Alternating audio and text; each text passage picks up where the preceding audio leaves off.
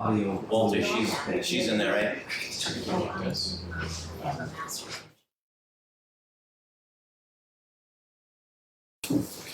It is 6:04. Should have just put that in time. Alright, so I think as far as attendance goes, I am here, Nancy. Here. Let me see. Look at Melissa. Ken? Here. Jackie? If she can hear me. She there somewhere? I'm here. Alright, great. Dave Field? I'm here. Joe Falone is not here, but now we have Jason. Jason, how do you spell your last name for you, the cat? P-R-E-U-S-S. Okay. Dan? Yep. Here. Jamie? Here. And I don't see Alicia on the call, but Dave Twombly's here for Alicia. Alright, so we have a quorum, that's good. Missed it last time. Alright, so as far as the approval, why don't we're gonna move some stuff around since Jason's here. So we do, as you know, Joe Falone didn't renew his three-year term was up on June 30th. So Jason had interviewed with the select board, I believe was appointed yesterday, so he's fresh off the process. Jason, why don't you just tell us a little about yourself? And My name's Jason Cruz. I've been a resident of Easton for a couple of years. Had family in Easton. My dad grew up in town a long time ago. I grew up in Rainham. Professionally, since graduated college, I spent about 10 years in the long-term care industry. Since then, have flipped over into property management type of activities. I work for a disaster restoration company, helping start a Serpro franchise. I've worked for Liberty Mutual on the property claims side, and more recently, my position is the director of the conservation department at Self-Help in Brockton. So we help a number of people in the community who qualify as income eligible to be able to provide weatherization, heating system repair and or replacement services, air source heat pump installations, and electric upgrades to particular appliances that may qualify at no cost to them, to be able to help them manage their utility costs a little bit better, and also to be able to help manage the utilities load that they're providing to the community through the distribution network. great. Yeah, welcome. Thank you. I think we'll be talking heat pumps tonight, so let's put that. There you go. All right, so we should do a reorganization then, since he's on board, and we're gonna change. So I'll be fine staying as chair if somebody wants to make the motions and we'll do the vote. I move to elect Andy another stint as the chair. Second. All right, so we'll do a roll call vote. I don't know if I can vote. We'll move to Ken. Yes. Nancy. Yes. Jackie. Yes. And Dan. Yes. Jamie. Yes. And Jason. Yes. All right, and we do need a new vice chair because Joe was the vice chair. So I don't know if anyone wants to offer that up. I know some people here, everyone looks at their shoes. I know some people are on other committees, so it is a lot of commitments. Does anyone want to offer themselves up? Anyone? Dan, perhaps? Sure. All right, because I was going to nominate you, so I'm going to nominate Dan to be the vice chair. Second. All right, so let's do a roll call. Me, the answer is yes. Ken? Yes. Nancy? Yes. Jackie? Yes. All right. Jason? Yes. Dan, I don't know if you could vote or not. You don't get a choice. Yes. And Jamie? Yes. All right. So moved. All right. All right, so we'll start to move on to the old business. I don't know if someone, and maybe Walter, if you want to just give us something very briefly on the elementary school project. We are in the middle of some easy discussions, negotiations with the general contractor on the substantial completion date of phase 2. I think we have really 2 items that would be visible to the public that remain to be completed. One of them is the asphalt pavement markings on the bus drop loop, and the vehicular gates at the bus drop loop. We have one FF&E item that is going to be taken care of in the middle of August. That is the CAF 2 projector, which is the large CAF. It's going to hang under the ramp and project onto the screen on the stage. Other than that, we are waiting to finalize the punch list for phase 2. 99% of the punch list from phase 1, 1A, 1B is complete. A couple items that are being discussed between the architect and the contractor at this point. But we are 99% complete. We have some outstanding change order work that remains to be complete. They're wrapping up the connections of the new HVAC unit at the wastewater treatment plant. But all in all, everything is moving right along and heading towards a ribbon cutting ceremony that is set for 8:20 Sunday, August 20th. I believe it's 11 a.m. It is. 10 a.m. Yes, 10 a.m. 10 a.m. Is that open town-wide? Yes. Yeah. It'll be a field day too, lots of fun stuff. Yeah, right. Absolutely. So that's really where we're at in the school projects. All right, anyone have any questions, comments on that? We're good?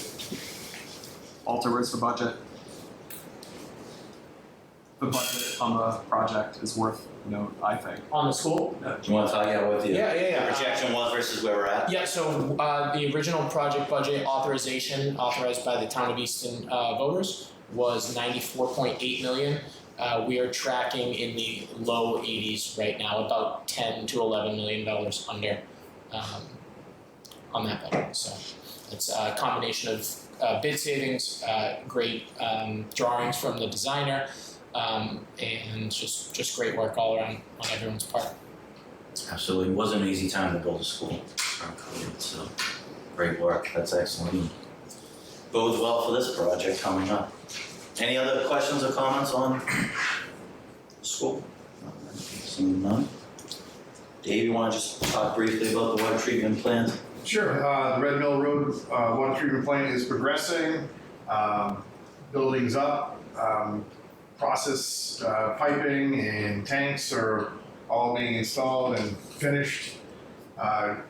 Currently, we have some supply chain issues with our VFDs. We knew that was a weak point, right from the get-go, and unfortunately, those delivery dates keep on slipping. So we're trying to work through that now to make sure we don't have an interrupted completion date. We have to start up and test the whole plant. So that's kind of the weak point right now is that supply chain slipping on VFDs. And then on the Red Mill, on the PFAS treatment plants, they're all constructed and almost complete. We're working on starting the testing. All right, when will those go online, do you know? We're hoping they'll be online now. Startup and testing is taking a little longer than we anticipated. We get testing completed and approval from DEP, we'll be throwing the switch. We'll be pumping cleaner water now. But again, we're just working through those final hurdles. So I don't get that little postcard anymore. Will that be done, almost done? Yeah, so we'll actually be sending one hopefully that will say that it's complete. So. Excellent. Any questions for Dave on that project? Comments? Good? Right along. Turn the show over to you folks. You got it. All right, so on tonight's agenda for municipal building project, for the municipal facilities replacement project, we'll go over a schedule update, where we are, municipal building committee meeting dates, where we are with local outreach and approval details, and then a quick design update with some updated renderings. And then we'll move into the value management. So we'll go over the estimate reconciliation that we went over in the beginning of June with some more information backing up those costs and showing why the project costs are coming in, where they're coming in. And then we'll run through that value management live exercise and scoping session so that this committee can fully understand what is being proposed for these buildings, what's in these buildings, and what the program needs are. And then we'll jump into questions and comments. So slide that everyone's seen, we are right at the end of schematic design. targeting the finish between this meeting and the next meeting. With that being said, we are looking for community approval votes in late October of this year and early November, so a potential special town meeting in late October with a town election in early November. That would, pending a successful outcome of that, we'd be looking at detailed design, 60%, 90%, 100% CDs between November of 23 and November of 24, so about 1 year of design for these 3 buildings.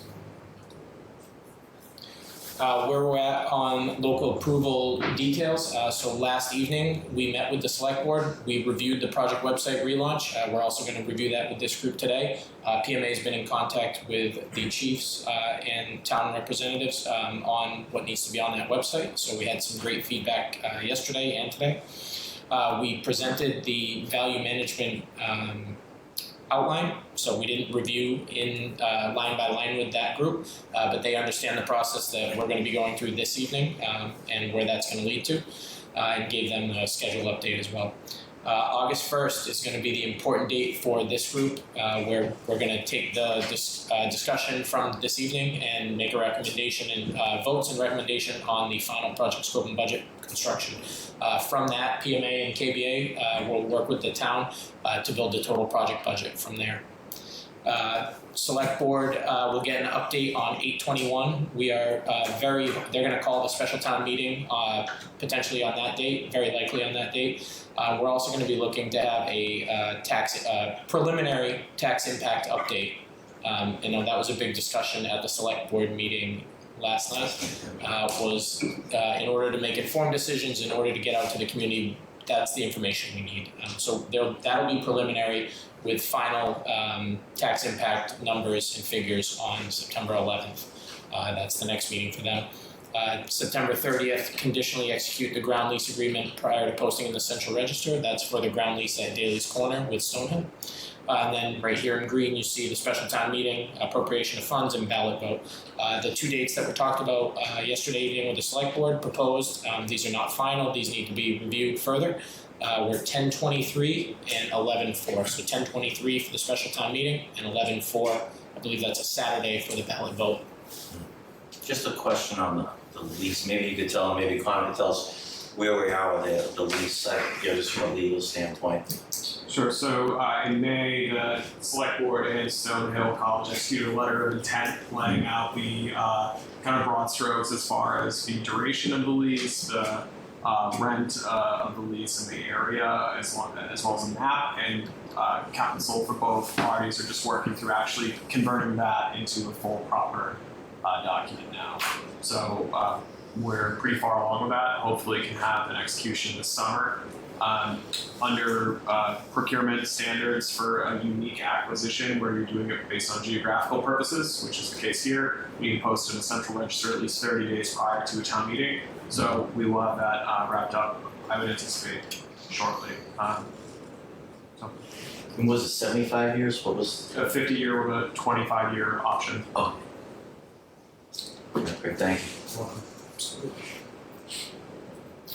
So local approval details, specific meetings for the NBC and for the select board. So this evening, July 11th, then 8/1, we're targeting a September 12th date for the Municipal Building Committee.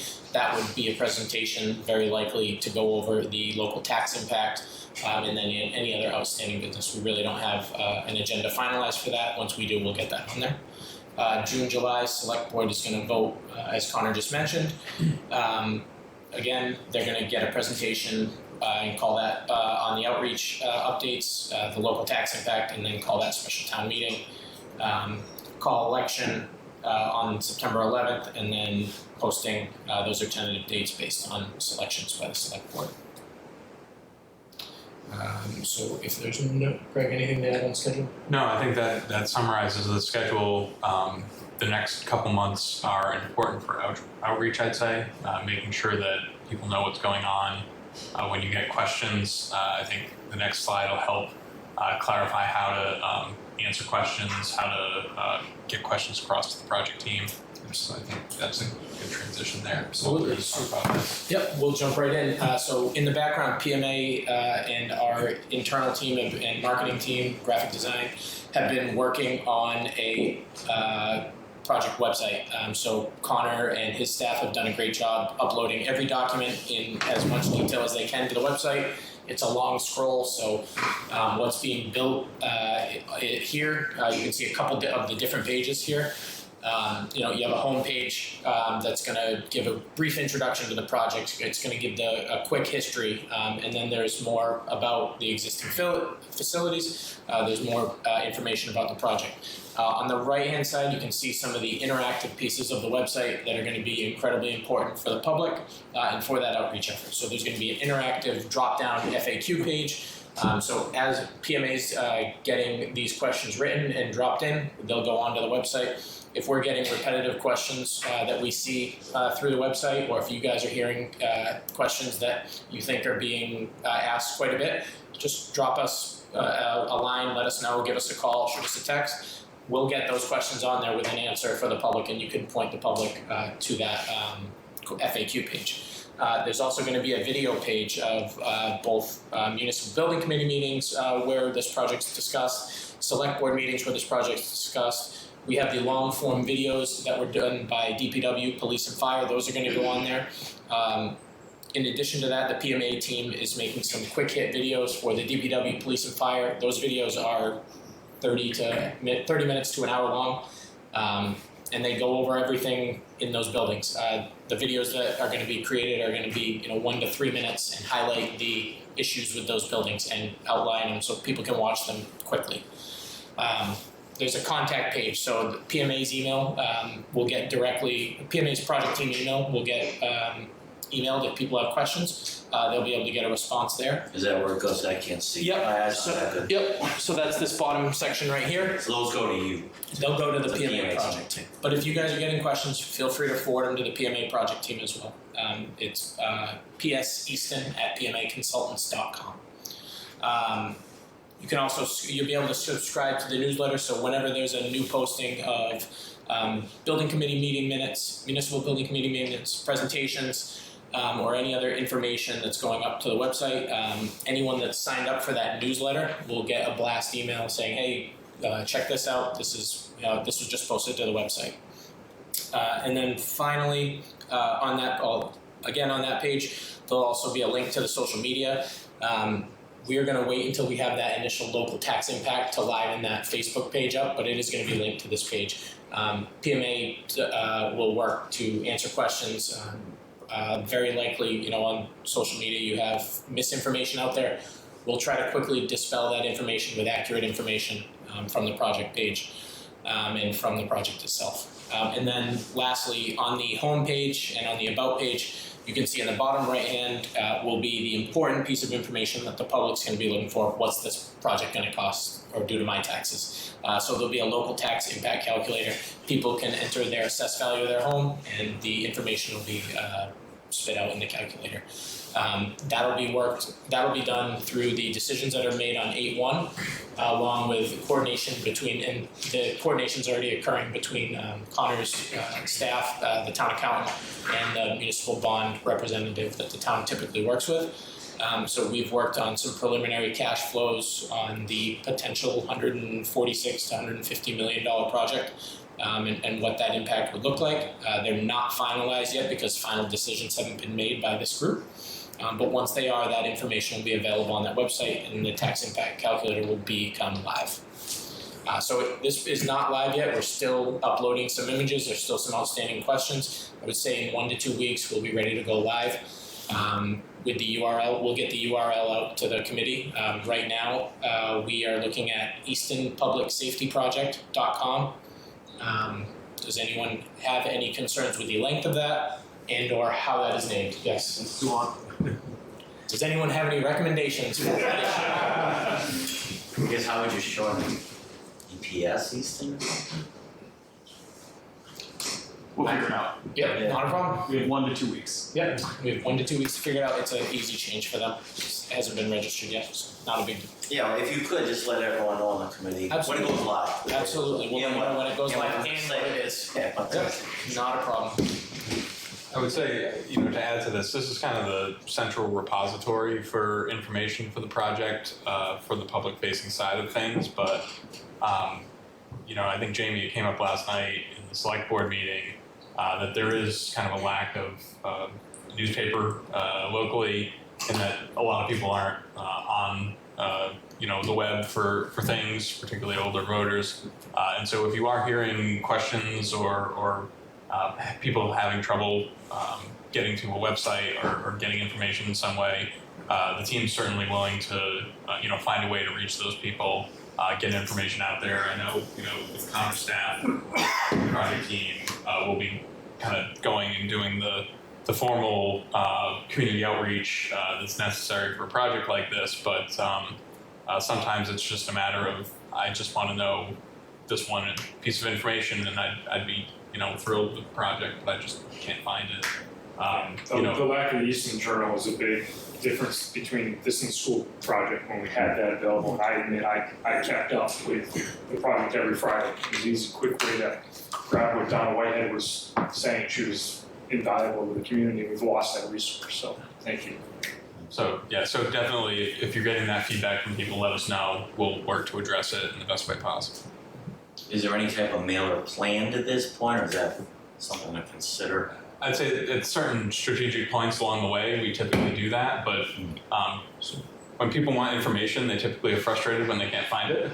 So getting to people at a reasonable time is important to make sure they understand the project and have the ability to voice concerns or support when they want to. So we didn't have. I was going to speak to the community forums. Yeah, so we plan to do the same path as we did with the Blank James project, which is once we get closer on the final financial information, because again, having gone through that project, and I think Nancy can speak to this too, if you start having those forums when you're 95% of the way there, but you don't have the information most people know is what's the tax impact, it's more frustrating than anything for people because they say, okay, well, I came here, I don't have free time every single night of the week, and that's what I need to know.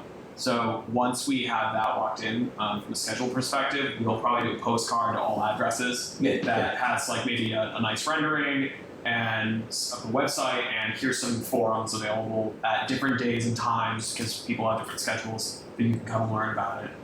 So that's what we do with Blank James project, and that was successful. Yeah. So, Right now we have 2 proposed community forums, I believe one in September and one in October, so early October before the vote. So that postcard, PMA and KBA will work with the town to get that postcard developed and ready for mailing. And then, any other community events that we are going to hit, we always, I believe for the school, we hit the NRT festival. Early last year, 2022, we were at the Lions Club. We hit the Friends of Furnace Village, which were both well attended. I don't see any reason that those couldn't be scheduled again for the early fall, late summer. Again, once we have that information to show them what's going on. And then if anyone has suggestions for different events that, we could get to where people will already be. Typically, we talked about that last night as well. We can't always get people out there. We can't always get people to come to us, but when we can go to them, it's a little bit easier. We had great interactions for the school at the NRT festival. So those type of community events are great. And I would just add that we will be at the ribbon cutting for the school in the background of it, not trying to steal the great work that's been done in the school, but it will likely be a very well attended event. If people have questions, we'll be there to be able to answer questions, just show a little bit of the progress the building committee and the team have made. In those community forums, you have a proposed location yet? I don't know, or where we did them the last time for the school. I believe we did them at the OA cafeteria. I just didn't know. That was pre-COVID. It feels like a century ago. I don't see why the Blanche James cafeteria wouldn't work out with you. We will find out soon. Yeah, that would be a great location. Excellent.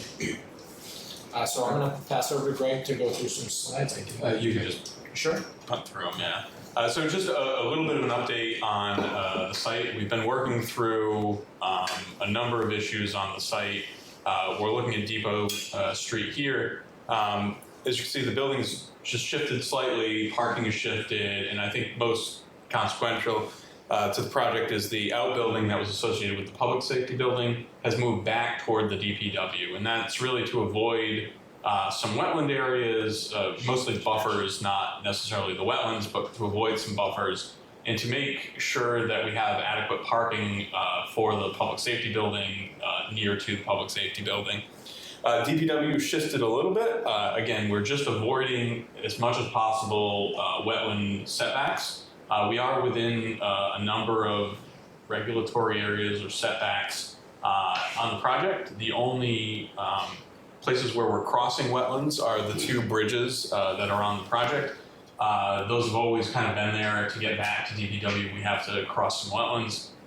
Instead of crossing and impacting the wetlands, we're now just going to span over them. It's a much easier permitting process to do so within the ACEC because we are within an area of Critical environmental concern. Sorry, here, so doing that makes permitting a bit easier.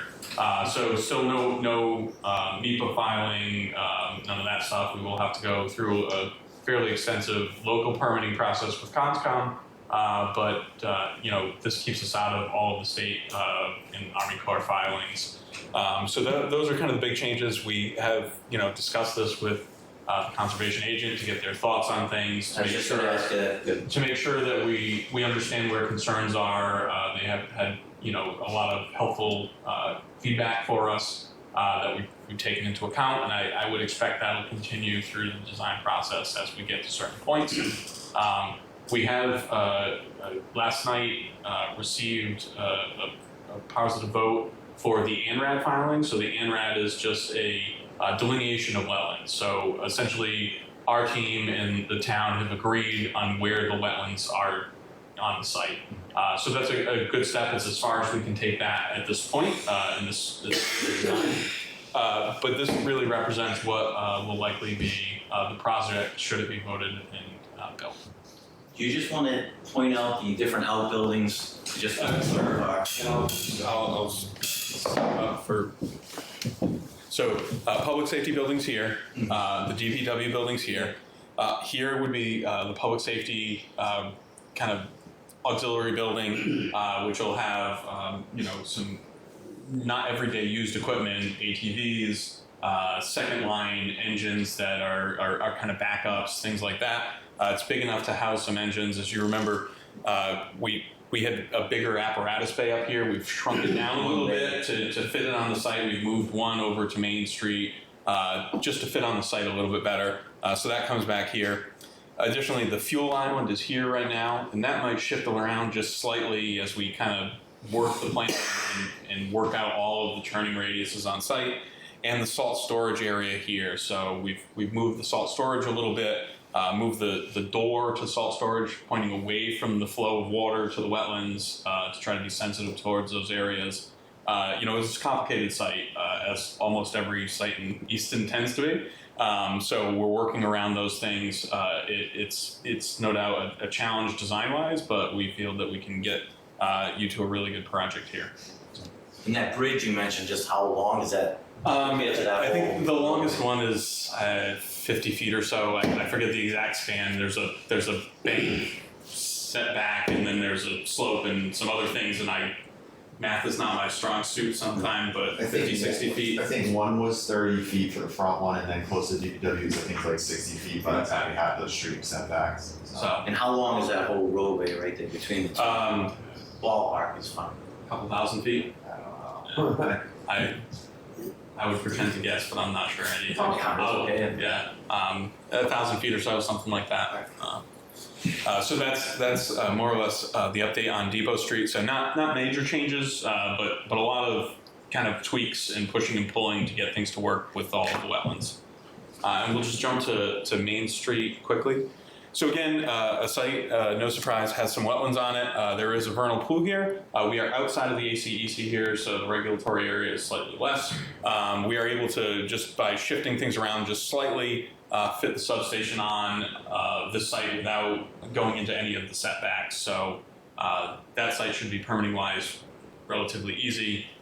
We did go through the ANRAD process here just to make sure we were all on the same page. But we are outside of the regulated areas and shouldn't need any waivers for this particular site. And what that dotted area, is that the leaching field back there? Yeah, there's a small area for leaching back there. That'll move around as it needs to based on soil conditions and what we find on the site. But there's a relatively large area in the back there that's available for that. Given the size of the building's relatively small, I think the area that was requested from Stonehill is more than adequate for this particular site. We wanted to make sure we didn't over-constrain the site. Should there be some rock or soil conditions, we have a little bit of room to adjust as necessary. And as far as the bays, and maybe since the cheapest here, maybe does that work for you as far as, because obviously, so we took one bay out at 524, correct, and we added a bay. We did. In the end, it nets to be the same amount of storage. We just, how we place the trucks will change a little bit, but it doesn't impact our operations because the ones we move around are our spare backup or second line. So no issues. Does it matter which, can you house the ladder here versus the other 524, both will? Both can accommodate the ladder truck, yeah. How many point turn at getting? It's just a single cage, right? It should be one loop in. Good driving. The chief and I have a history on this particular point. That's nice. It's gonna be one nice loop in. That's what I'm going. And so this is a rendering that we showed last building committee meeting. I know not everybody was here, so from the previous images, the feedback we got from the committee was to tone down some of the materials a little bit, to simplify some things, so we've taken that into account.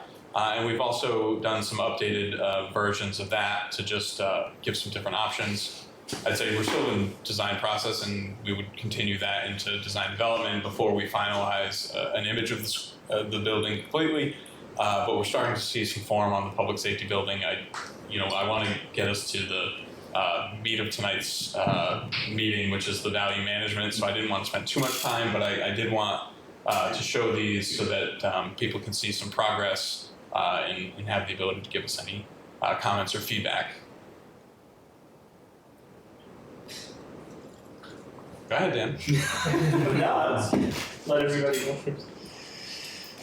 What is on the far left there, that glassed area? Is that the community room? So that's actually the firefighter day room. The window would actually be probably a little bit higher, just to give some light into the, sorry, it's the kitchen, not the day room. Day room, sorry. Getting confused in my own plan. It's the day room, so that'll probably be a little bit higher, similar to Mansfield. As you pass by that area, some light coming into, in that case, it's the kitchen.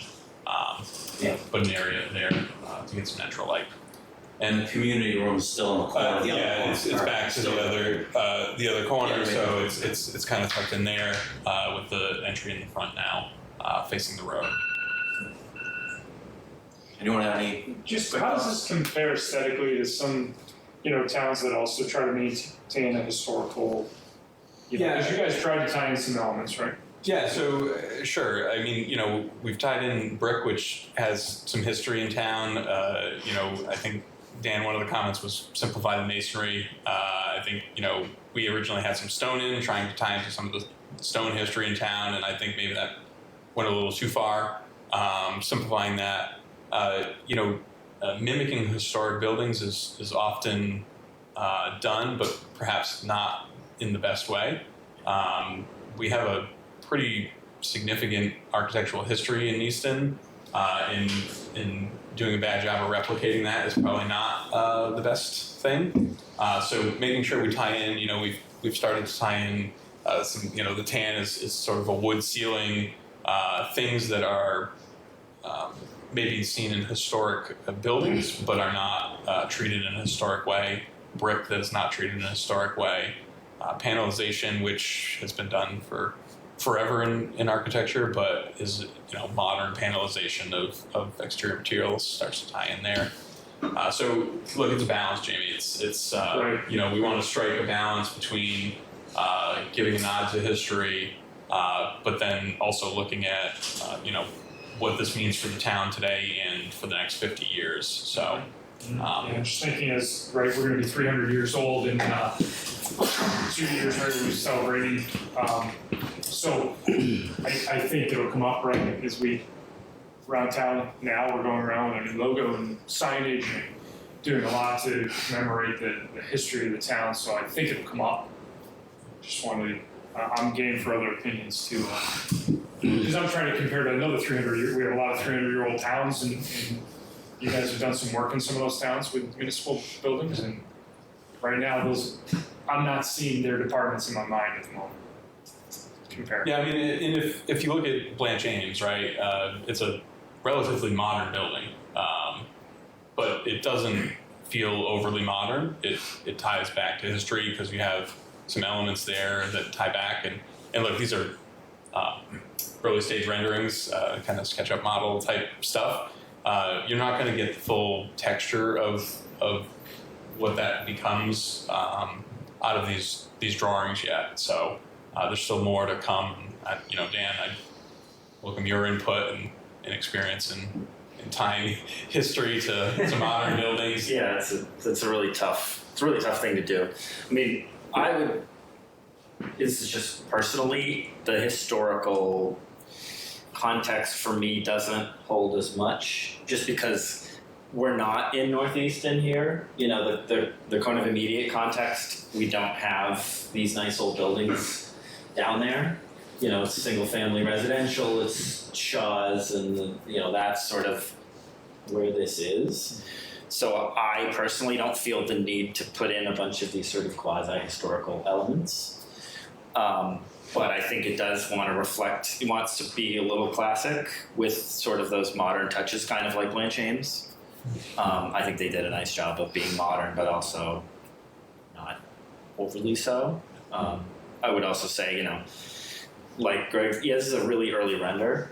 There's a lot of really nice brick work and detailing that will happen here that you just, it's a JPEG pasted on a surface. It's not. There's a lot of work to go. So I think it's like that modern. You want the modern look, but you want to tie it into history in a nice way that will age nicely. I think when we force the historical stuff a little on new buildings, a lot of times it doesn't age well. I'd say one of the things that we often have a challenge with when we are trying to make things look more historic is the sheer size of these buildings, and the relationships in a historic building are very important. The proportions of things, the relationships of masses to each other, and then the relationships of those masses to the detailing on the building is very important. When you're sticking giant fire trucks in them, this is not the horse and carriage days. We don't really have that ability to do a lot of times.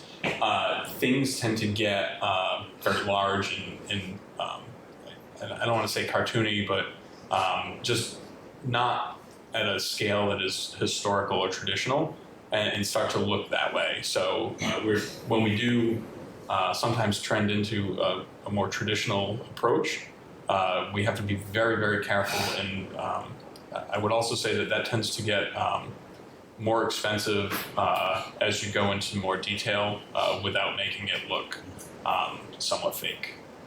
That was going to be my question. I would think if you were trying to replicate like an H.H. Richardson type of building, it would probably be a lot more expensive in general terms. To do it authentically and well, yes, they're very expensive.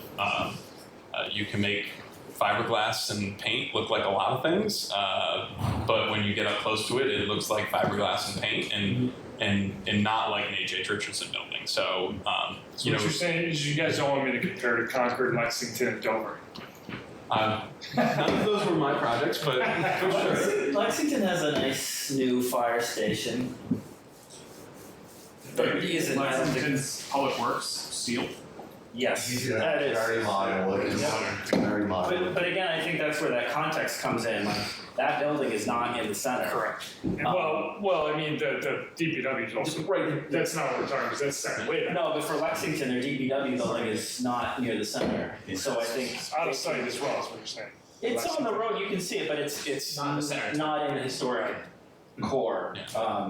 And I think that's a nice looking building, but it's very modern, and they can do that because it's not sitting next to the town hall and the library. And I think it'd be totally out of place to put that historic type building on that site.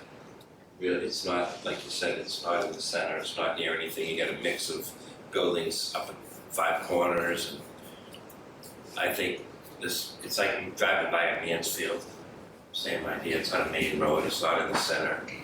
And I just think trying to make a historic building there would just be out of place anyway.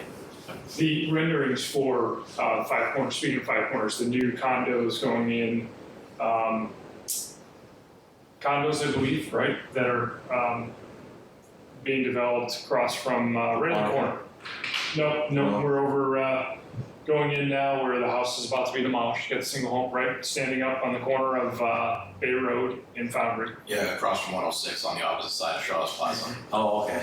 Those renderings are beautiful, and I'm just thinking of that. You know, just this group maybe looking at those. Have you seen them yet? You know, we're talking about surprise. I haven't, but Yeah. cool. So maybe we can look at those. I will send some images to Greg and maybe the team. So we're doing the Arlington DPW is actually adjacent to 3 historical buildings. And, you know, we didn't build it out of brick, we built it out of terracotta. And it kind of really fits in, and we actually have a diagonal. What's it? It worked out pretty good. But we actually have like a diagonal storefront and everything, and you know, I think it really fits in, but it's not the same.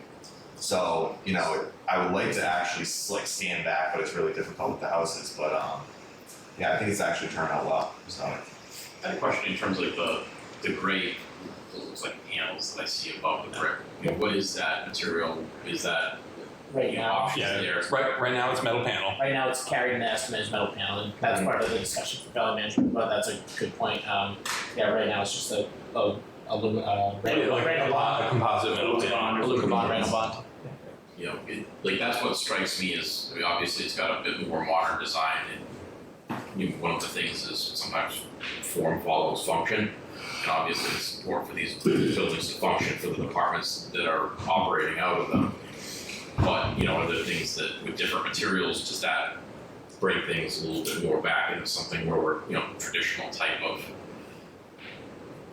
materials that we're used to seeing on houses locally, you know, some larger buildings, maybe like larger condos. You know, it also seems like there's like a little bit more of that there in that photo. If that was toned down or changed a little bit, you know, does that change people's perspective on how they perceive it? It's you know, sometimes even just being able to see what the actual materials are in reality is obviously a next step.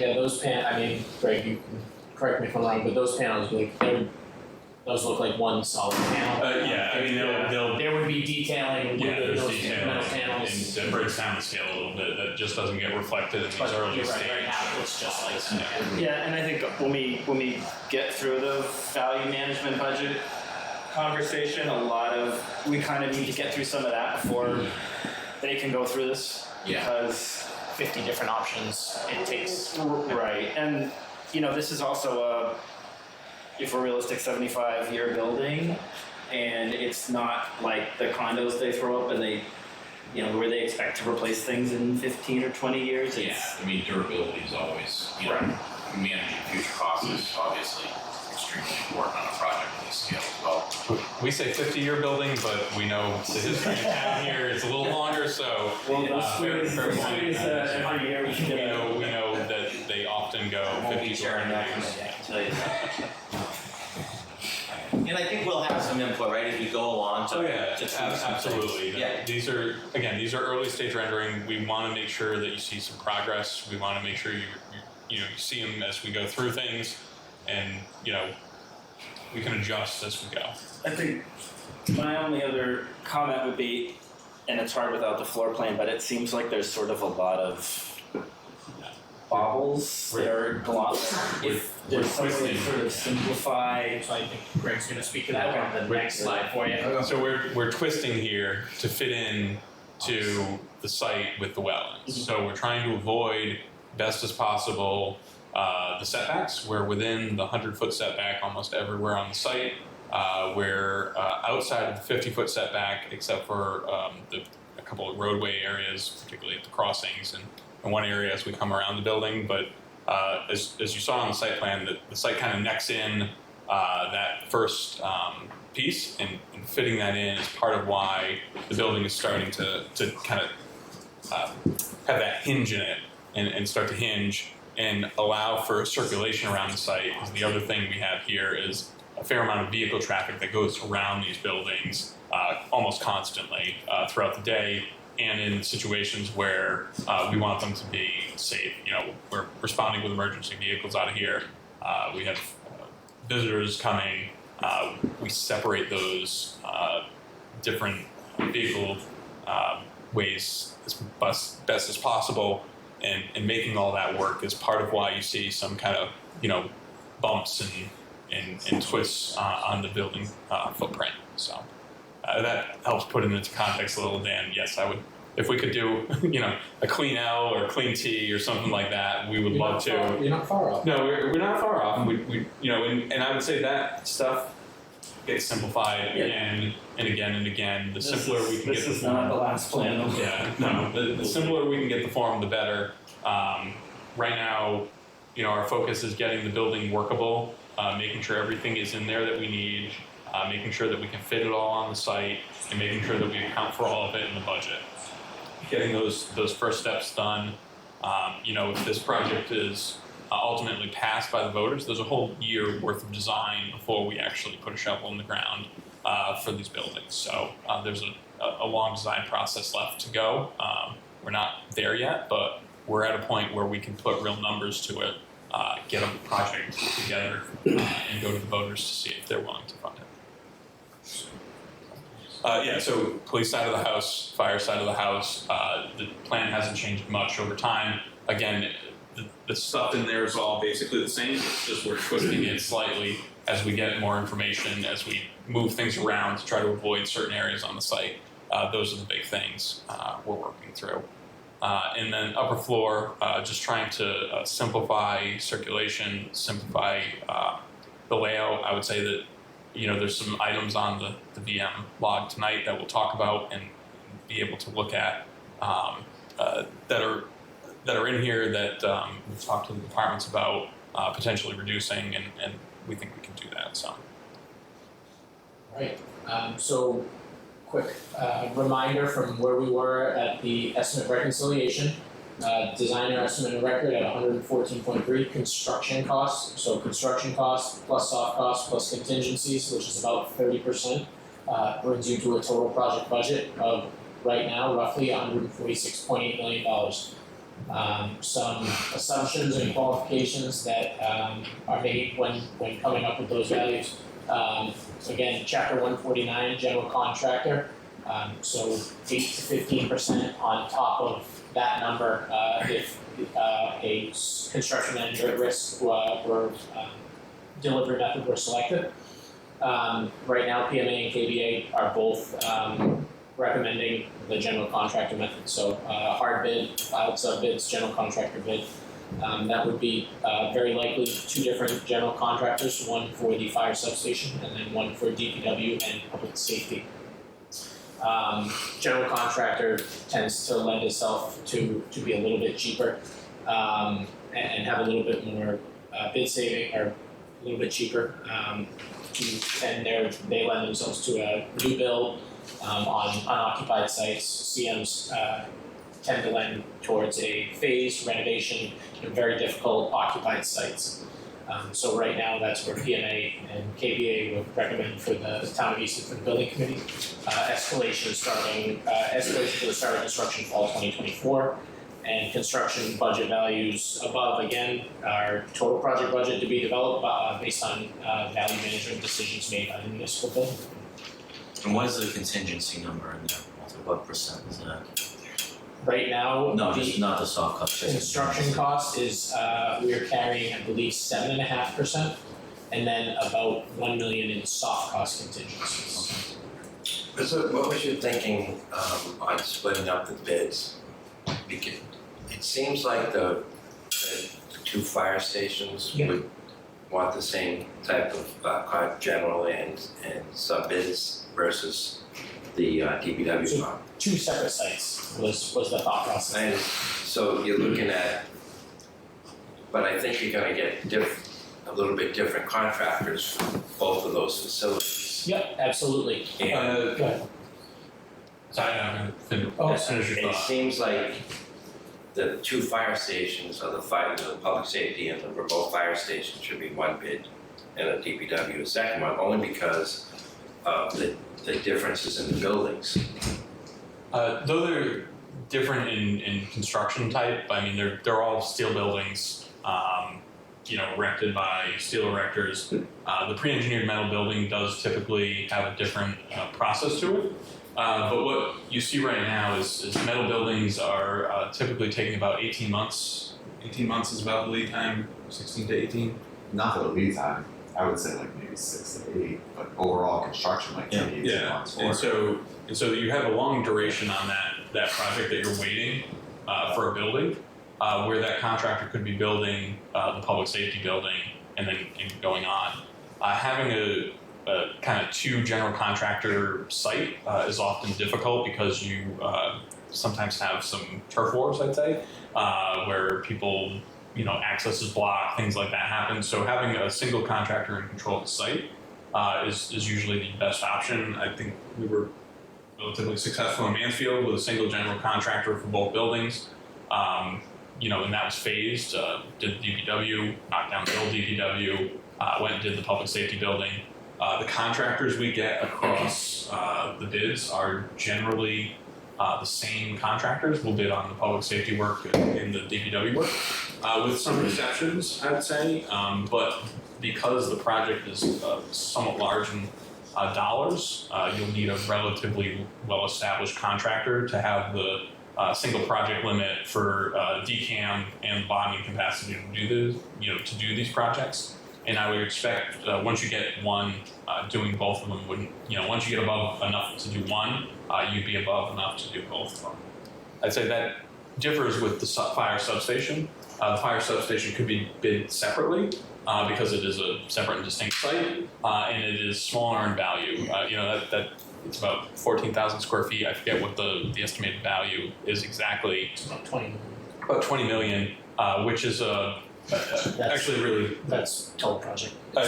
So 15, 16 construction cost, which is a really unique bonding limit. There's a decent amount of contractors that have that bonding limit that don't have a big enough bonding limit to do a larger contract, that are really good contractors and will bid very competitively.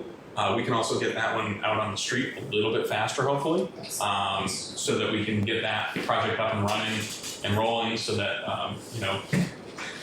Chief Alexander doesn't have to move all stations at once. We have an operational building. We're not trying to do all of that on all of the stations all at the same time. So allow the staff a little bit of adjustment time and things like that. So it was a long-winded answer, but It's a good question. yes, it's something we think about, and I think we'll continue to think about up until the point where we really, split them apart and put them into, advertisement for bid and things And like what was your thinking on the doing it, the bidding it the 2 ways with the general contractor way and the other one? Versus CMS. so for the reasons that I had mentioned before, these sites are virgin sites. There hasn't been buildings on them before. We very, very limited, Main Street or Bailey's Corner has abutters directly across the street, but not really on the property directly abutting those properties. And same thing at 524 Depot. There's really no abutters, there's no neighbors, there's no there's nothing that we would be anticipating, obviously there It's are overly complicated. yeah, nothing that's overly complicating those sites to drive us towards a construction manager risk. I would say the one thing that Walter didn't mention is the other time you may go to a CM at risk is because a project is significant and so significant in size that your bid pool is limited in the GC market. I think PMA has a good track history on hard bid projects. I think the town of Easton does, and we do as well. So going a general contractor route makes some sense here. There is some upfront cost with a CM that should result in value in the right circumstances. But in these cases, these are relatively speaking simple buildings. The project limits are well defined, and so the committee, the town can opt to go either method and No apply it to significant CM. schedule difference. Two projects. I'd say in this case, given the lead times on materials, not really. Everybody's going to be waiting for switchgear generators.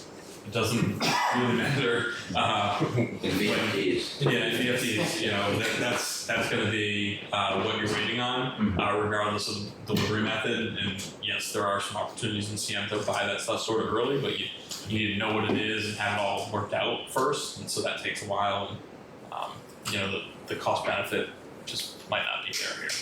Which brings up another issue, is ordering that stuff, bidding that stuff out ahead of time make any sense at all? Or using the state bid list for some of it? So generally that With the town doing it themselves rather than the general? Yeah, generally state bid list isn't an option for a lot of that stuff, but generators perhaps could be, there's consortium stuff that you can buy through. It's an option, and I'd say, if the project is fast, we will look at those options, probably, 10, 15 times before we really, go out and make a bid. But yeah, it's a good point, and I think we're thinking about it now on every project where I don't think we've ever thought about that in the last 15, 20 It years. depends on what the lead time item is, so like generator right now, we're hearing 70+ weeks. So that might make sense to buy chapter 30 and then hand it over. Something like switchgear that's also 70+ weeks is more challenging because you have to do the full circuit study and you need your file subject electrician on board to do that. Whether you're a CM or a GC, you're still in that same kind of predicament where you need your electrician who's filed sub to do that study. Have you seen how the supply chain issue is impacting your bid cost and bid schedule? I mean, if I was a general and I was on a project, how do you bid that when you've got a significant amount of material that you don't know what's? That's like the world we've been living in for the last 3 years. Yeah, it's painful. It's been really painful because nobody knows. That's the big problem. So the last 3 years has been guys trying to make up What they tried to save. in right, exactly. So Yeah, we think about it all the time. We think about it probably more than we ever thought we would, and look for ways to do it. Pre-purchase is one. There are projects for renting switchgear now.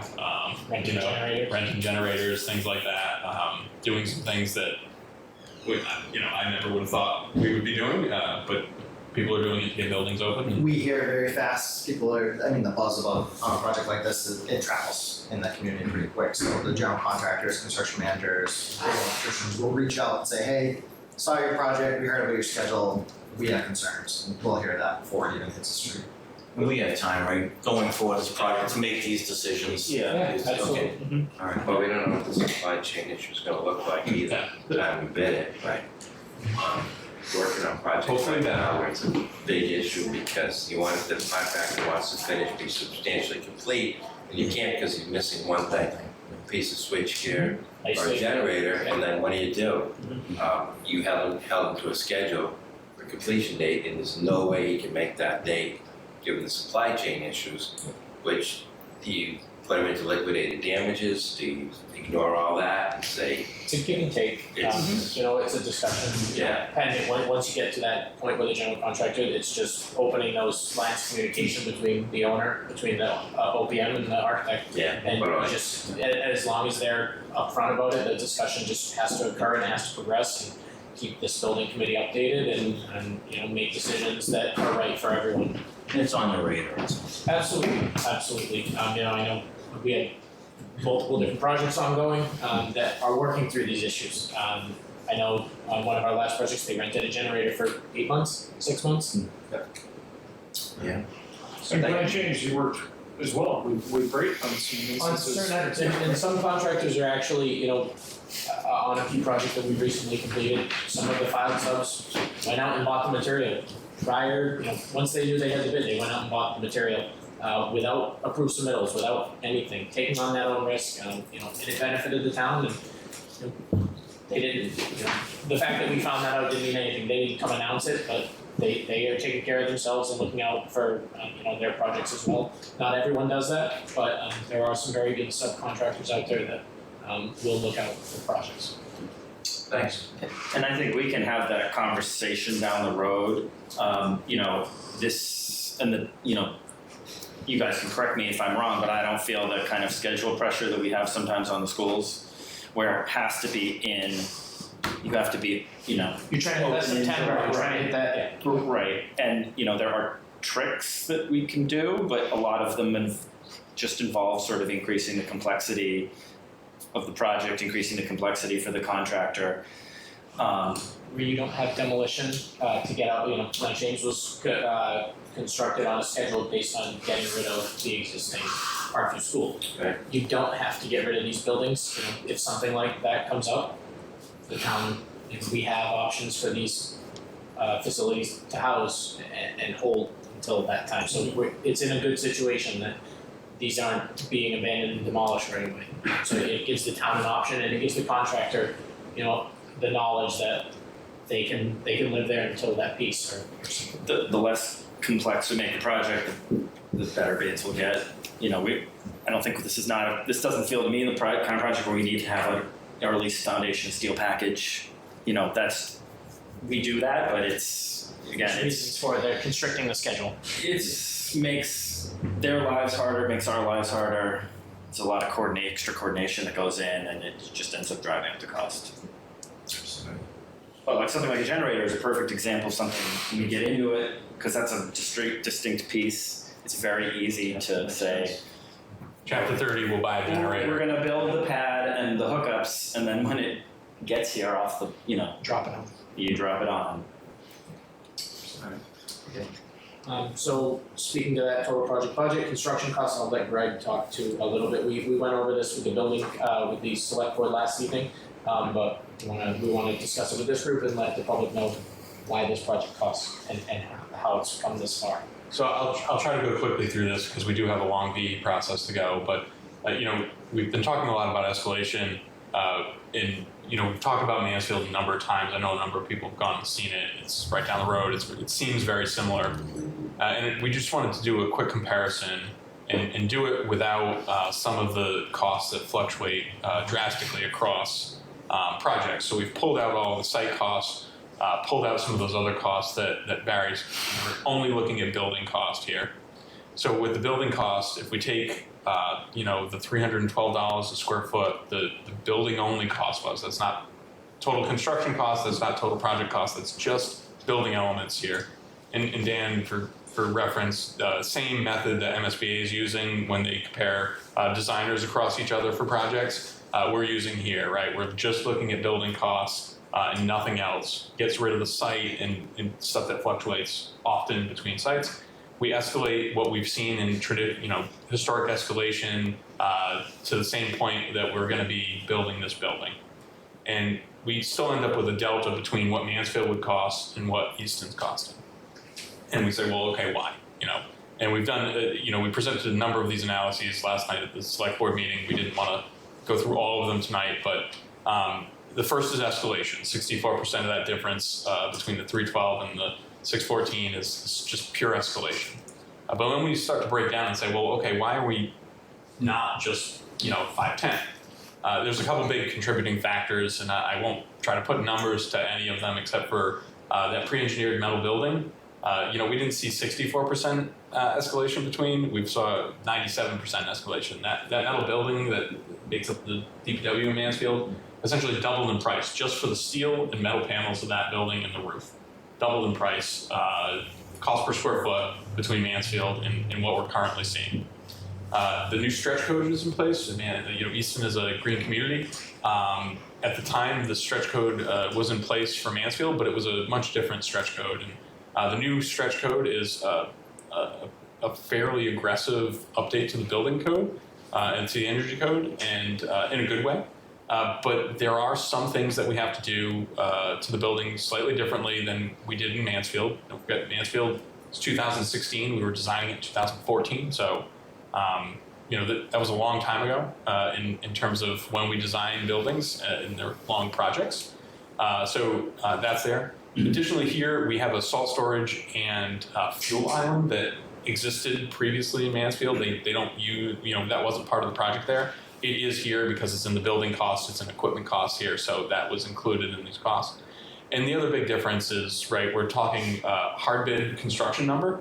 This is pulled off of the schedule of values for the project once the contractor was on board, versus a schematic design estimate level cost estimate here. So we're including in the Easton number the design and pricing contingency, which is money that is in there that we expect to eventually be within the bid.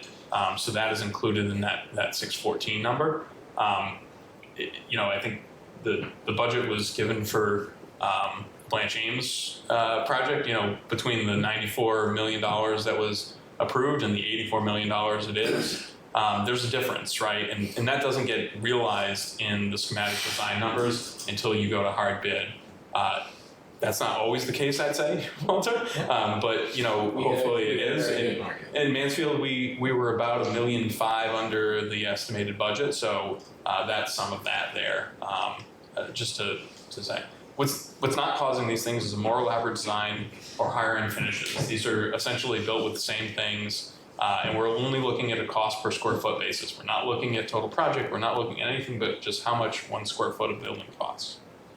And just jump to the next one, just comparable EUI. Mansfield, the EUI is about 180.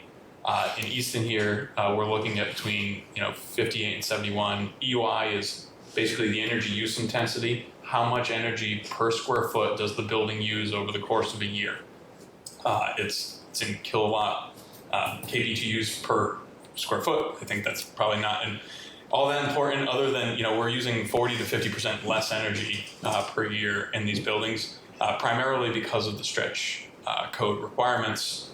These are still very large buildings that will consume a lot of energy, but a lot less energy than a comparable size building built back in 2016 would.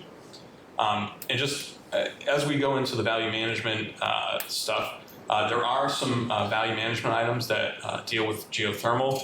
We have talked about the geothermal systems before. Currently, there are 2 different incentives for geothermal, and I'll throw some caveats that there are similar incentives for some other things. We can get into the weeds on the mass save. This 2.5 million, 2.4 million is with geothermal. I'd say if we choose other systems, that rebate would go down, but there would still be some rebate in there for perhaps air source heat pump instead, things like that. But it would be significantly less, I'd say, $1 million less or so.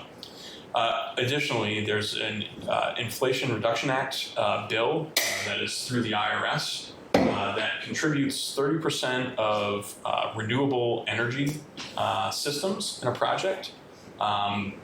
Geothermal is included in that. Solar would also be included in that should the town buy out solar.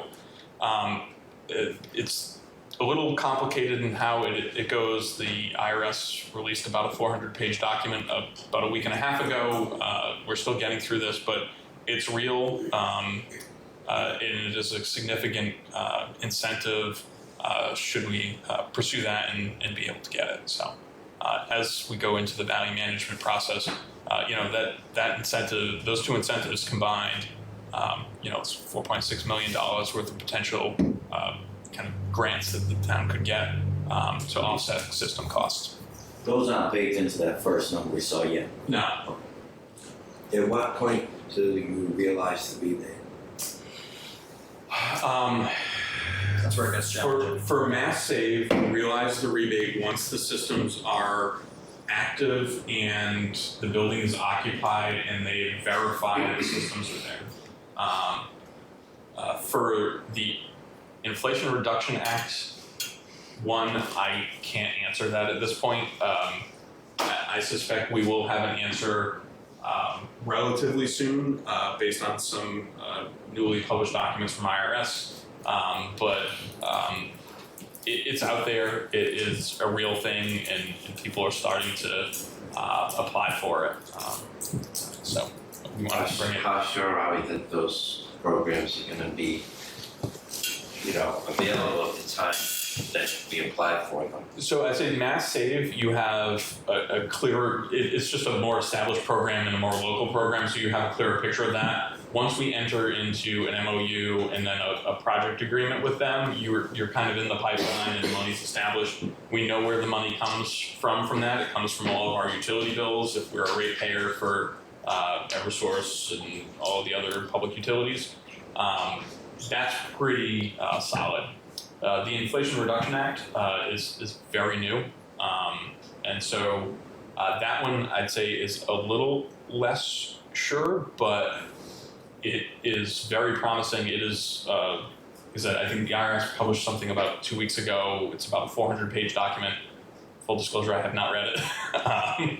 We're trying to get more information and working with, the town has a utility consultant that we've been in contact with to discuss this particular issue at length, and they're fairly confident that it's going to stick around.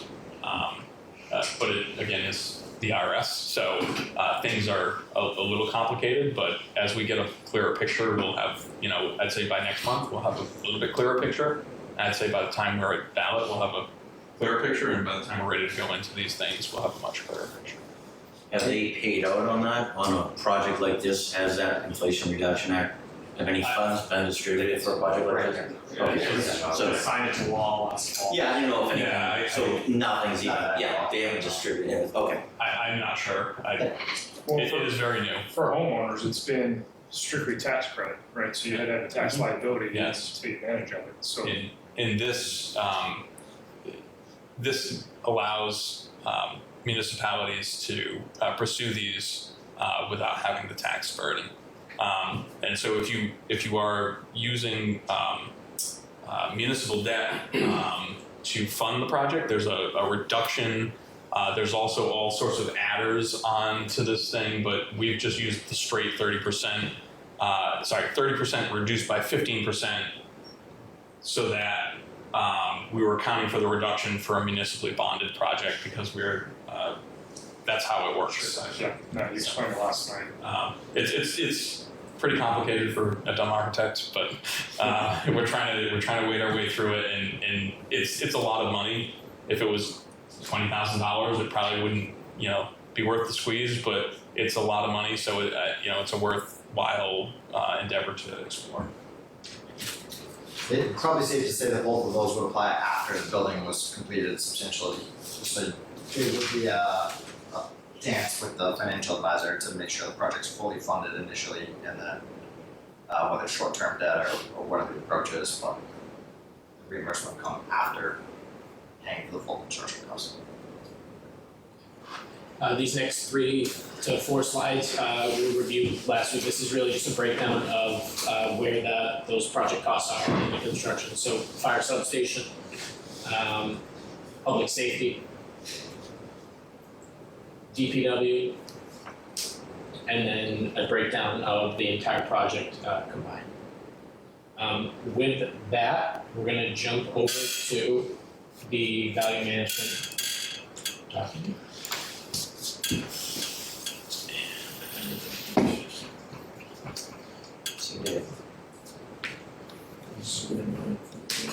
while Walter pulls that up, I'll preface this. So there are a lot of smaller items on this. We scrubbed the estimates. There's not a lot of fat to trim in this project. So the items that we found are on the screen here.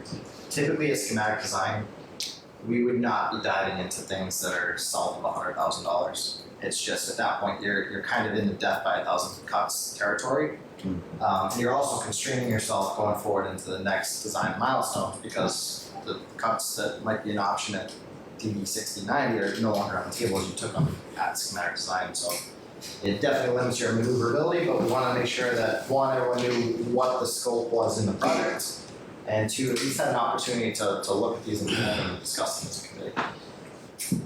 So these are kind of color coded. In columns A, G, and L, they're color coded by building. So the first building we're looking at is the fire substation. The next building down in the very light orange would be the public safety building, and then down below that would be the DPW building. So we'll jump up to the top. So PMA has run through and taken a first pass. It is not a recommendation from PMA or KBA, just a first pass at what could potentially be done for decisions. So once we throw these accepted, rejected, or TBD X's in, it comes all the way down to the bottom and develops this construction cost budget. We're working with construction costs only. We set, and it's really an arbitrary number of just $1 shy of 100 million under construction to show where we're at relative to that. Again, we're starting at about $114 million construction cost. So these first two items on the fire substation, mechanical alternates, these are tentatively carried as alternates within the bid. So we have a base system, we have a alternate system that could be a potential bid savings, a gas heat substitute VRF system, that's about $110,000. To go to the ground source heat pump, the geothermal, $540,000. I know Greg said that we heard a lot from select board, from municipal, from town meeting that geothermal is going to want to be investigated, and that's why we're looking at those options. So that's just that building, just that geothermal. The next item discussed is in the base. So at the fire substation, we are carrying fiber cement wall panels. Very similar to what is at the Blanchard School if you look. So that's just above the split face stone, and it's a very light white color. They are durable, but they are by no means a Luca Bond or Reno Bond metal panel system. They probably have a little bit less lifespan and a little bit less durable, but they do have a significant cost savings. So 3.1, we are looking at an option here. We don't have an item, but that could be cheaper than that. We would have to come up with an item. Dan, anything that's cheaper than fiber cement panel? Masonry. So going all the way with masonry and really leaving no texture change to that building. No modernization, no old history, just straight brick. I mean, you're saving like $100,000 to put a masonry. Yeah, it's pretty minimal. It's modest.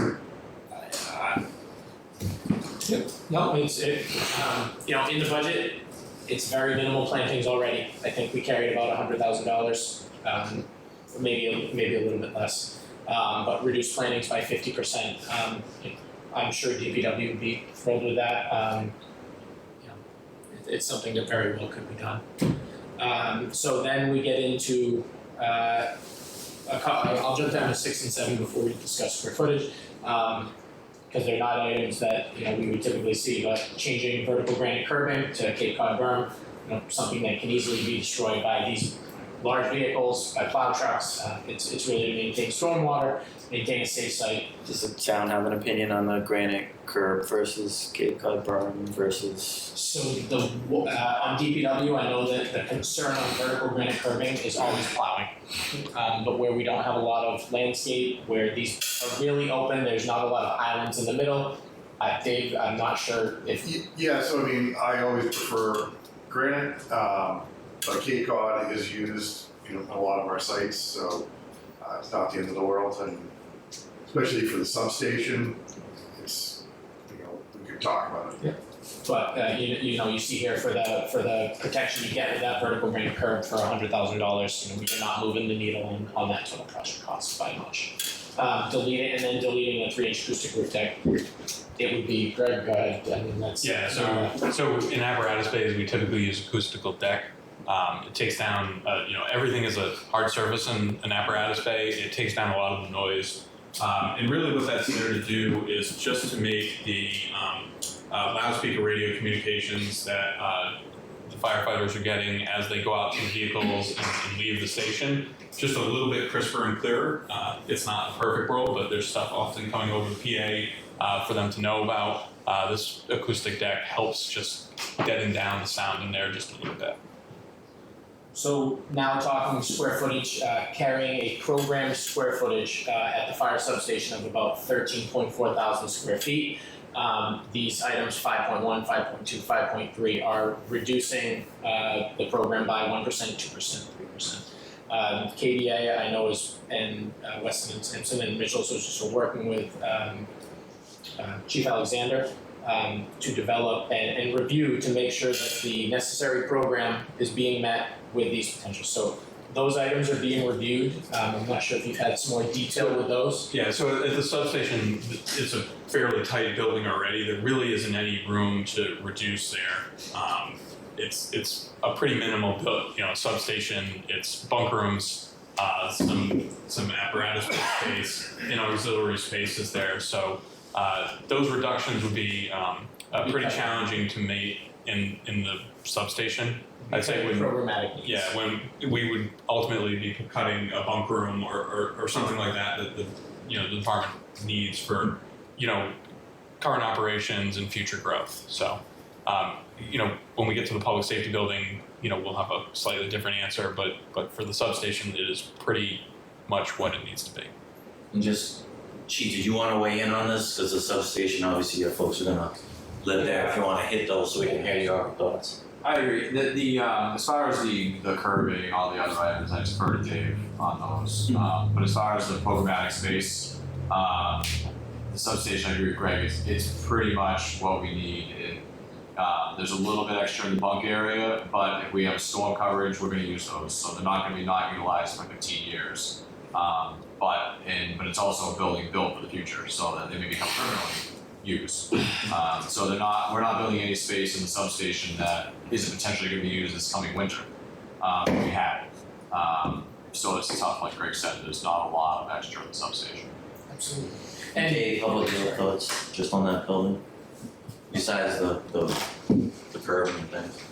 Yeah, as far as like the programmatic space, I defer to Chief on that, but as far as the curbing, just to clarify, around the building for walkways, things like that, that people are gonna be coming up, granite curbing would be perfect, but out in the parking lot, around the back of the building, that could be Cape Cod. Mm-hmm. And the plantings, it was mentioned in the plantings, they're gonna get smoked anyway at some point.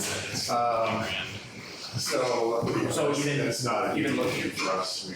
There you go. So again, we're presenting these to this group tonight. Sorry, I should have prefaced it. We're presenting these to this group tonight. We want you guys to be able to review this and have some time to look at it before 8 months, along with the estimates, with this information. So if there's no other further questions on the fire substation, we'll jump down to public safety. Okay. So we have the same first two options on the mechanical alternates. The system that's not carried in the base, that would be a potential bid savings of the VRF system, and then going to the geothermal of about $2 million. So again, PMA is showing that in there. It's kind of the same discussion. So over at public safety, composite metal panels, Rhino bond is what's carried right here. So in lieu of composite metal panels, substitute for fiber cement wall panels, about $240,000. It would really, these two buildings, and the reason that, Greg, I will let you add to it, but the reason these buildings are designed a little bit separately is one, locations, and then two, functionality. One, much more public than the other, being a fire substation versus having a community space. Anything else on that, Greg?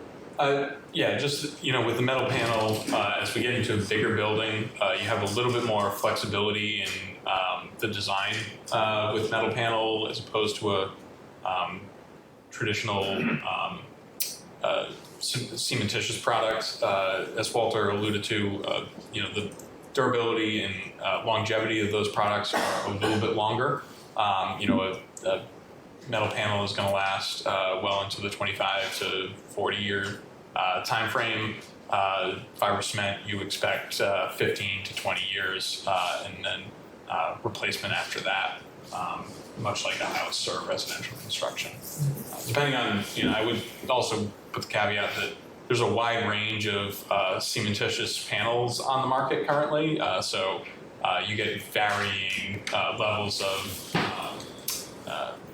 quality and price. So this is a relatively moderately priced one that we're carrying here. Some of them can go up into the metal panel range quite quickly.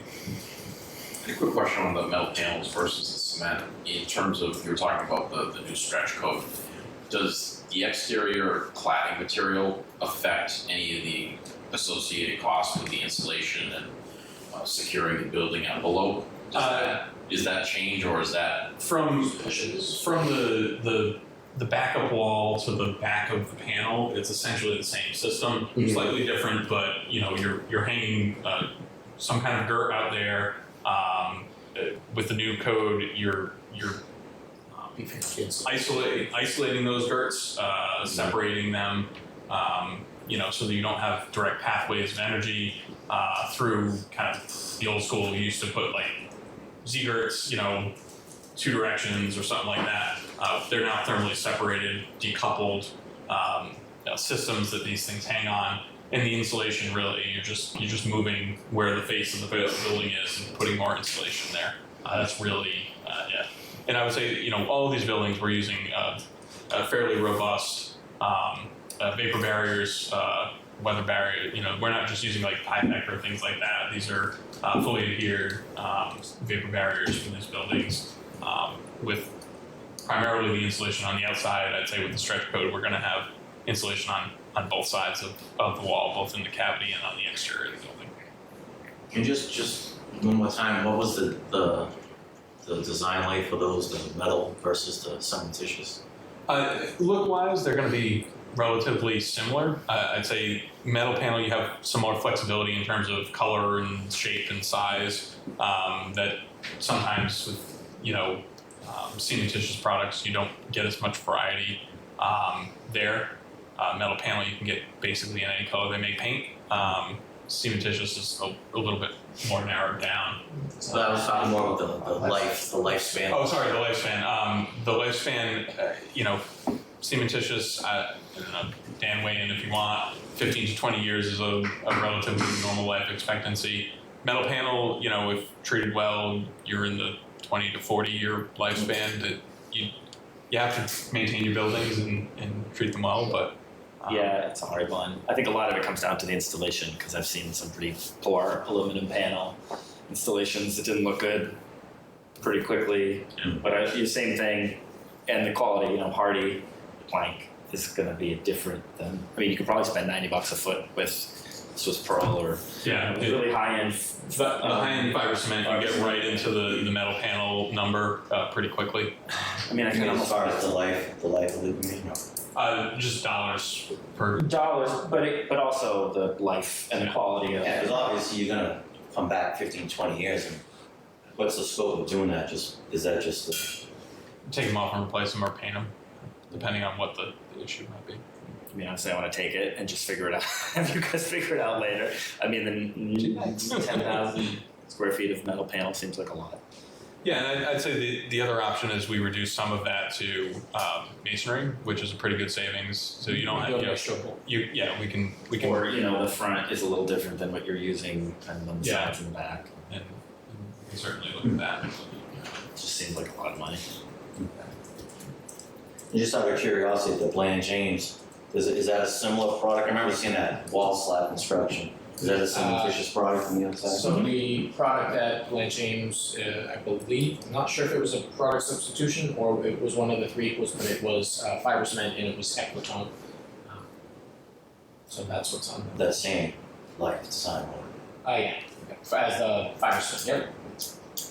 And that product's probably going to be in the $65 to $75 a square foot range currently.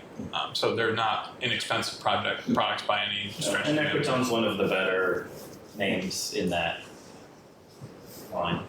But just looking at a building envelope perspective, I would assume that if you're doing the roof, right, like the membrane over in 20 years or something, that's something that you would Yeah, put membrane. into a project like that. Yeah, we're thinking down the road. around 30 years with membrane, and they're actually being placed probably 30 to 35 to 40 years usually, depending on the original install. They get replaced when they leave. Yeah, they get replaced when they leave. Or patched. But yeah, you know, those are significant things. Again, we try to build our buildings to a 50-year lifespan. That being said, there are systems within the building that naturally need to be replaced over time, much like any other building. It's From not, an envelope it's not the perspective. kind of thing you're ever going to rip all off and replace wholesale like a roof. Yeah. But there's patching, painting, replacing certain tiles that have been cracked or whatever. But you know, even if you do masonry, you're doing the same thing.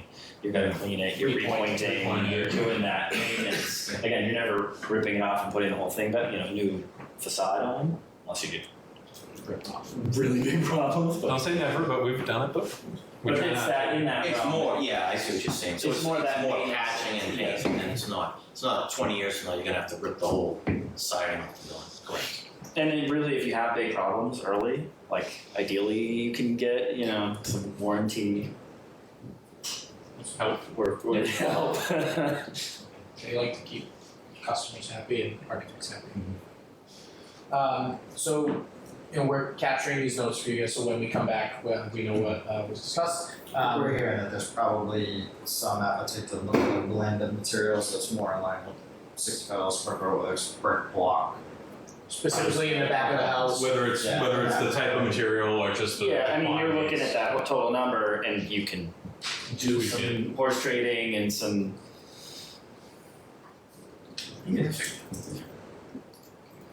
So next couple items have to do, next item, reduce curtain wall storefront system, so in the front of that building, reduce it by 20%. You know, really not something that is gonna be a whole big savings there, and it's probably gonna take away from that building entry where you are gonna have the public there. It was just something we saw that could be discussed. Next two items are reducing the porcelain floor tile. So porcelain floor tile being a durable, high use product. We're replacing 50% of it with a rubber flooring. And then below that, another option of reducing that and replacing it with an LVT, a vinyl tile. So about 7,000 square feet of that. And how is that delineated, the 50% in that particular area? These numbers are kind of high level targets that we, you know, I think, you know, when PMA was putting the list together, looked at, you know, historically what we've been able to accomplish in other projects. I'd say, look, 50% is a lot of that. You know, we aren't overly ambitious on our designs, and I think that's why, you know, Walter's showing these mostly as items that are, you know, in the rejected column currently. But if the committee wants to explore that, we can certainly do that and look to neck down that scope. What we've done in the SD phase is try to put out a set of documents that reflects what we would typically do in a building of this type, making sure that we account for the costs as best as possible at this stage. So, you know, it'll be different than this when we get to the end, no doubt. And if there's a direction the committee wants to go in, we'll certainly go in that direction. Will we hit this exact number? Probably not. You know, it's going to be something around that, but it's probably not going to be an exact number. But budget-wise, we're able to kind of manage these things on a high level. If we move things in and out based on the committee's direction, we're able to, you know, knowing that the goal, right, isn't to cut tile necessarily, but is to get to a budget number, we can work that within kind of the guidelines that you give us. The other consideration on that one is vinyl tile is susceptible to moisture, so you may run into a moisture mitigation situation or porcelain floor tile. The moisture in the slab doesn't really matter, so there's actually an element of risk on that item, where if you accept it and take the change, you introduce some cost exposure and risk. Use LVT.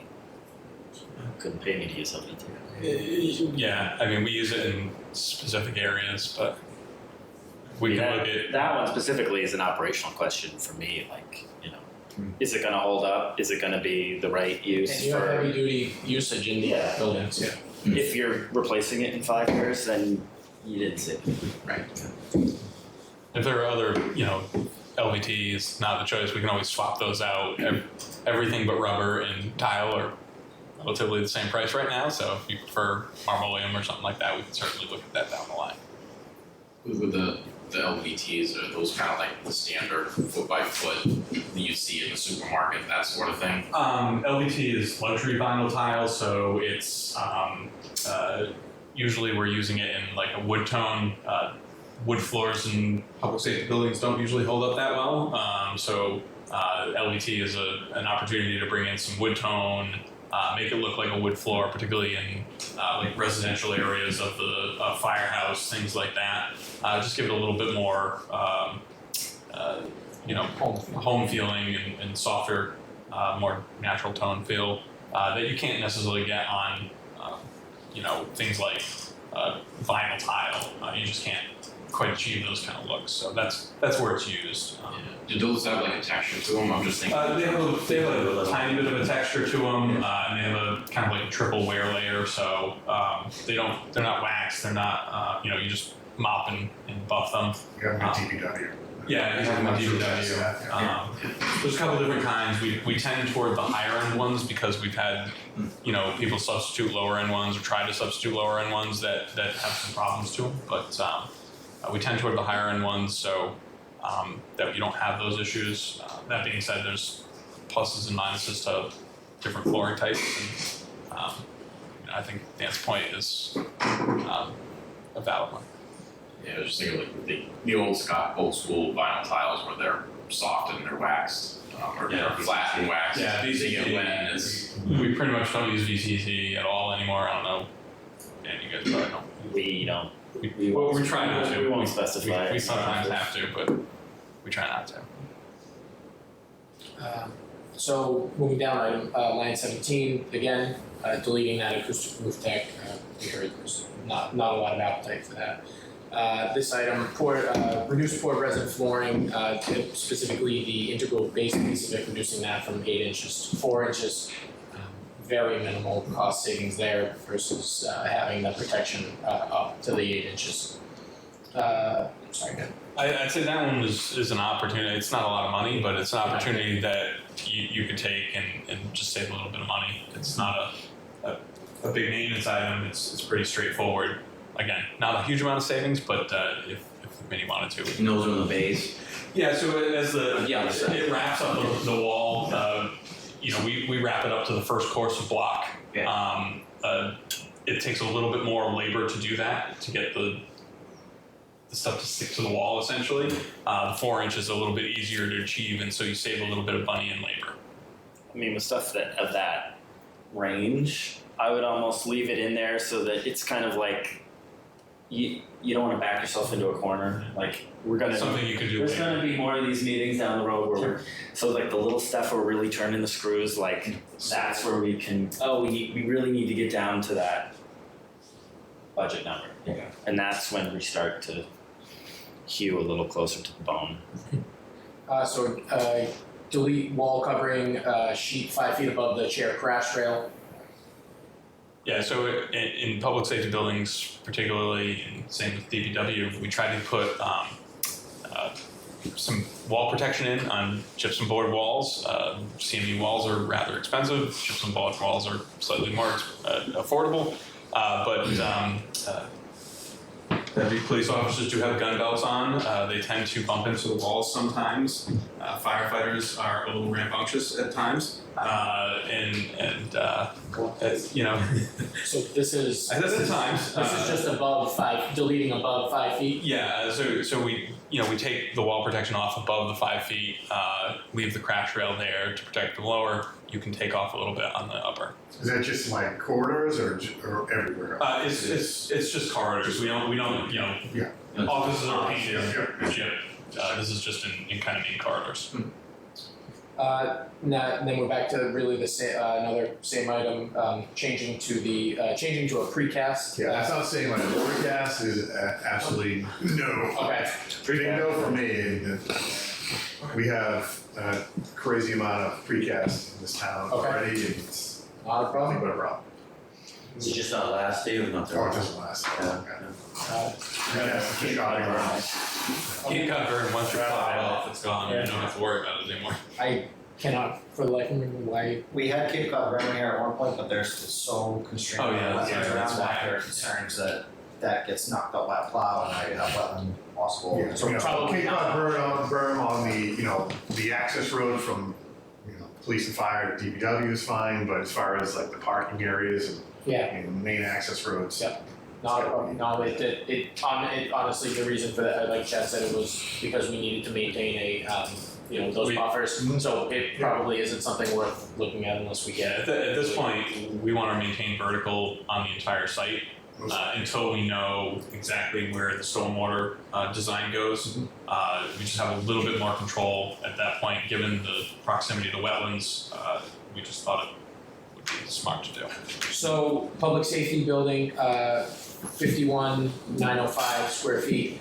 These next 6 items, I'm gonna have Greg speak to these with the input from Chief Alexander and Deputy about reduction in square footage. So I know there was a lot of discussions between KBA and the chiefs about if there's programming space that's over-programmed or doubled up. Yeah, so just given kind of the budget where we are and really just the process that we always go through, once we have kind of plans established, we go back through with each department to try to look and make sure, one, that we're accounting for everybody has a home, all the officers are accounted for, and two, if there were kind of redundant places, things that we've programmed in, a spreadsheet with 150 rooms or so on it is a lot harder to kind of go through and find kind of, things that you might not need or things that you might need, as opposed to a plan. So through a number of meetings, we've looked at the building, and both chiefs have identified, I'd say a small amount of space that could be reduced for some potential savings. These by no means really affect operational needs, and I'd let Chief, if he's still on, or Deputy, speak to him. Primarily, the police department, we were able to just, by moving a couple things around, find some redundant spaces that we could remove and just slim things down as we started to really fit out the building and talk through how the operations worked. So I won't go into all of them, but we've discussed them at length. Chief Boone was comfortable cutting the police ones. Say Chief Alexander, there are a couple small areas in the administrative suite that we think we can reduce in size slightly. At a building that is this much cost per square foot, it tends to be a significant number.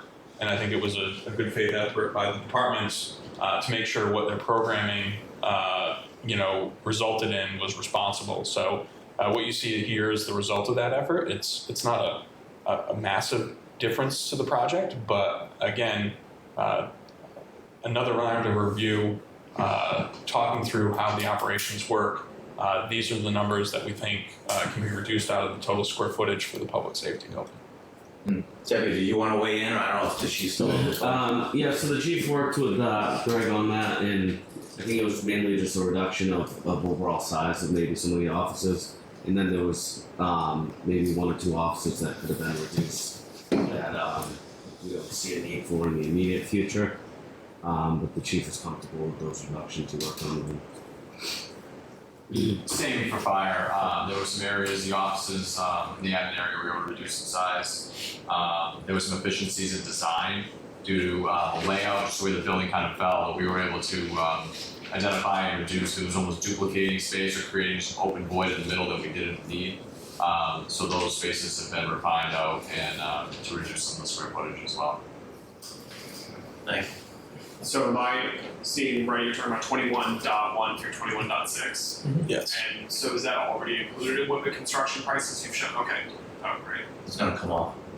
Well, That's why we're showing these as in the accepted column, because we were after having these meetings with the departments that we're very confident that these were could be accounted for within this value management exercise. And when you say you show them in the accepted column there, it's in this working file, but it's not in the reflected schematic design cost. Correct. All right, thank you. Yep. So What's the we sum? want to show that due diligence of the sum Yeah. of all 6 of those. 589. 589. Yeah. 584. 584. Thank you. These are hard cuts. You're showing us like just construction. No, these are marked up. These numbers are marked up. There, yeah, that's why the like 100 square feet times 40 square feet is coming out to 54,000 instead of 48,000. The markups are in there. The markups are in there. And then that's also a blended rate between the two estimators too, so we shoot for the middle ground, and then once this is finalized, at the next meeting, they'll go back to the estimator's final decision, and we'll have them update their numbers. Just want to know if I mentally need to be adding 30% to all these. No, it's in there. And then We did that for you guys. these are net square footage numbers. We're only reducing the net square footage. We're not reducing the grossing factor. These are kind of actualized in our model currently as close as we can get them. So we think that these square footage reflected will reflect the reduction in total gross square footage that we can get to. Okay, so that is public safety. We'll jump down to DPW. Again, just want to reiterate these buildings, and Greg noted it in the comparison cost between this and Mansfield. It took a lot of effort to dig through these and try to find anything that we could cut out because they're so well programmed and they are designed with functionality and durability and longevity in mind. So that being said, change porcelain tile to FRP in the locker rooms. Dave, feel free to jump in. I know we didn't get a chance to go over this, but feel free to jump in on any of these items and recommendations. It's really a durability. FRP is, we usually use it for custodial. Yeah, custodial, not in a locker room. It's sort of operational. We actually have clients that prefer the FRP because it's easier to clean. Yeah. So it's more of an operational question. If you, I'm not sure how you feel about Yeah, so our boxing locker around. rooms aren't really, they're not intensive use, it's a place for store stuff and jackets and change clothes, but it's not like a fire department type of locker room, so we'd be fine with a cost savings.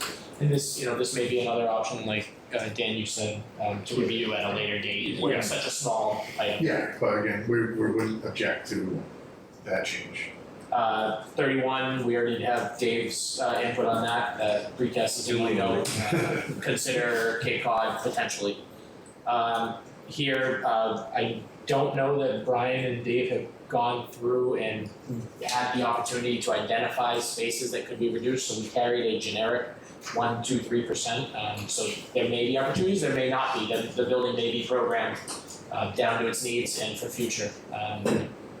I think you guys have reviewed, and I don't think there really is any opportunity in the spaces that you have. Yeah, I mean, the only thing I would, we could offer up if we obviously had to would be a bay in the repair section.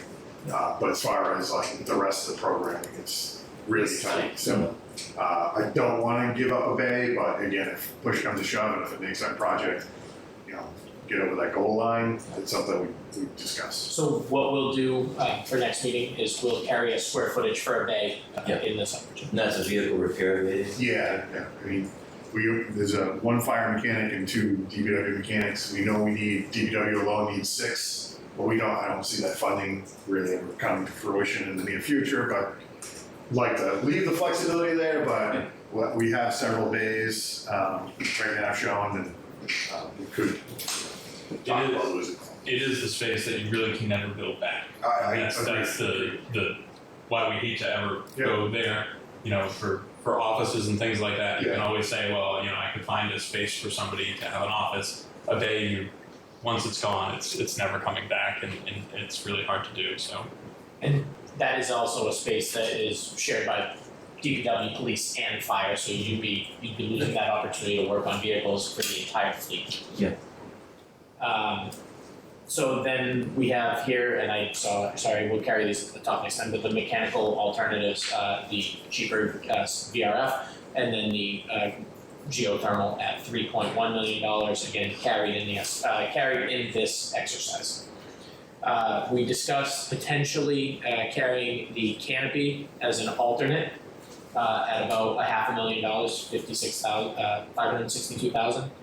It's 6,000 square feet of canopy, just for a discussion, and potential carry as an alternate. We had item 36, delete storage bins. KBA and Weston Sampson, this was a discussion. PMA and KBA and Weston Sampson had suggested carrying this as a potential alternate, or carrying it outside project scope and potentially buying it cheaper, I believe we talked about. Yeah, I mean, It's just our materials. yeah, sadly to say, DPWs are very capable, and we find that a lot of DPW departments will just be like, hey, we'll just drop them in. So We already have soil block retaining walls in our existing facilities. I mean, it's not that hard to rebuild them ourselves.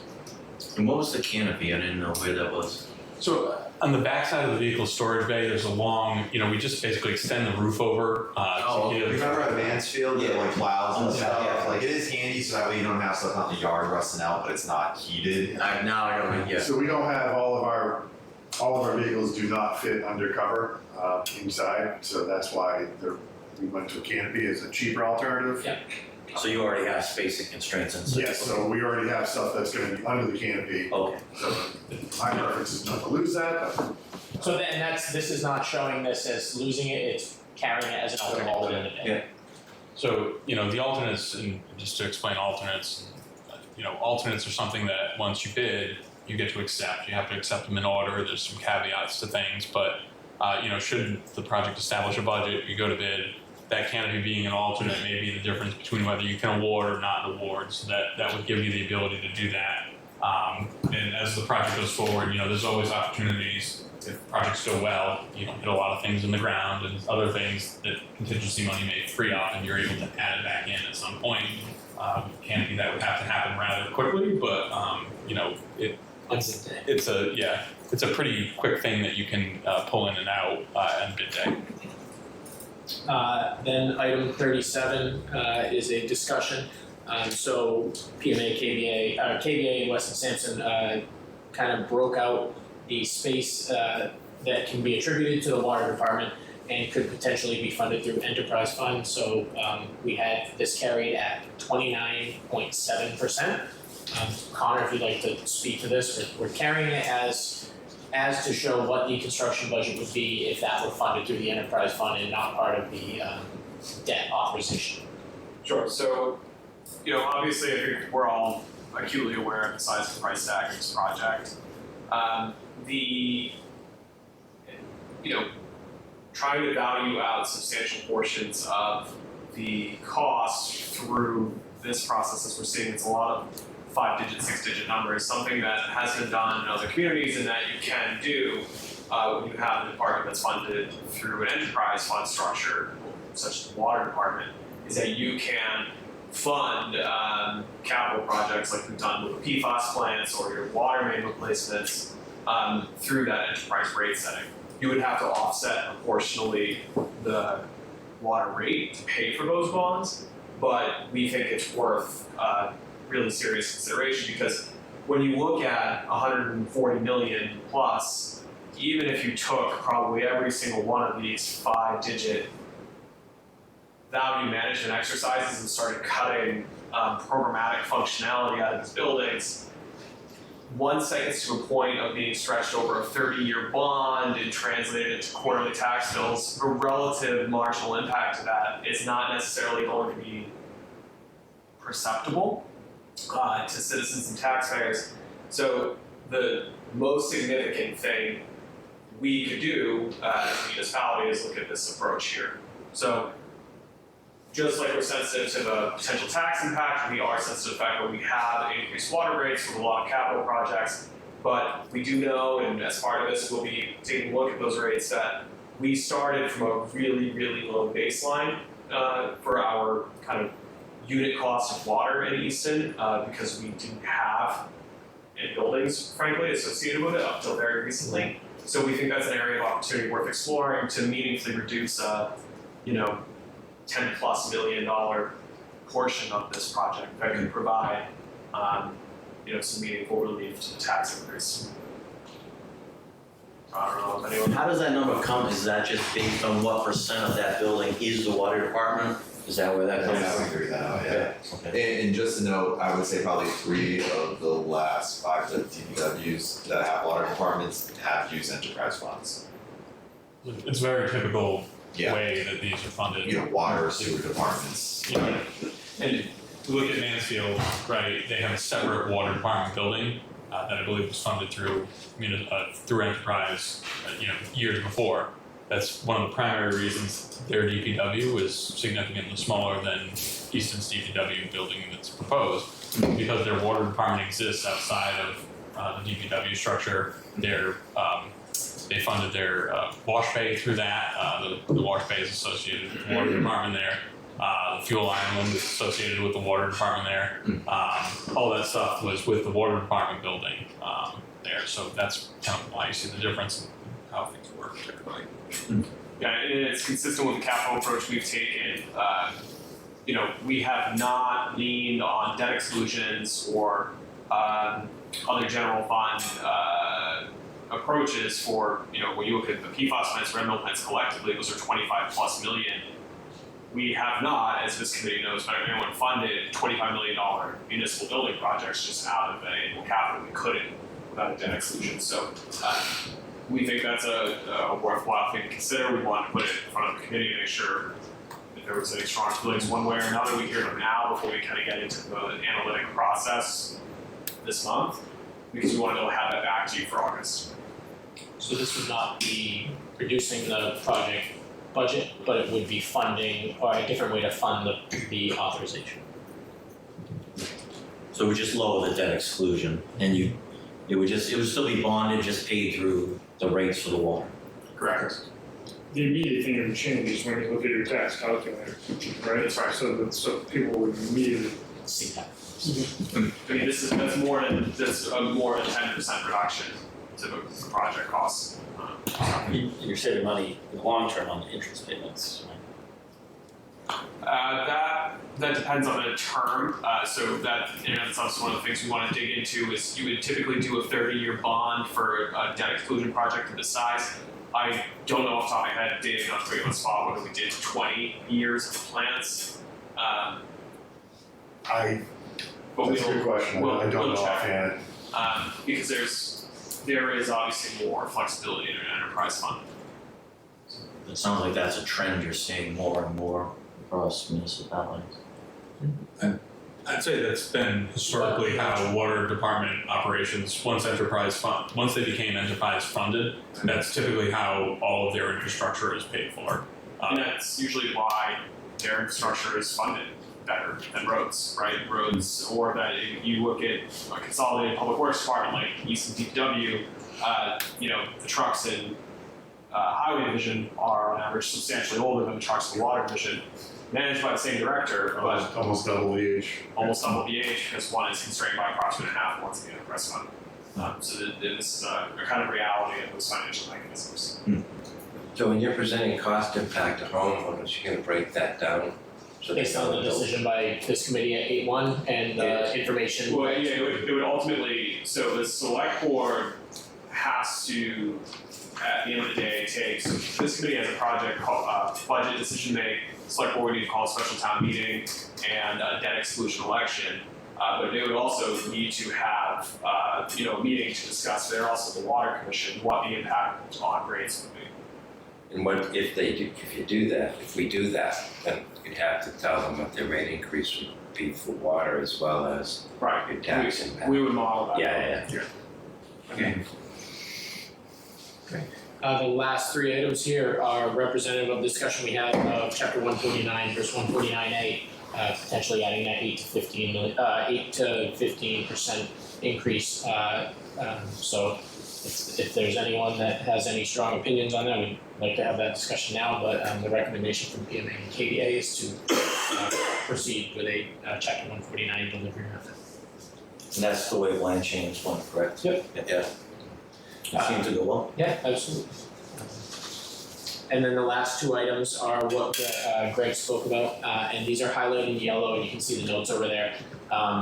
It's the energy rebates from Mass Save and Inflation Reduction Act from the IRS.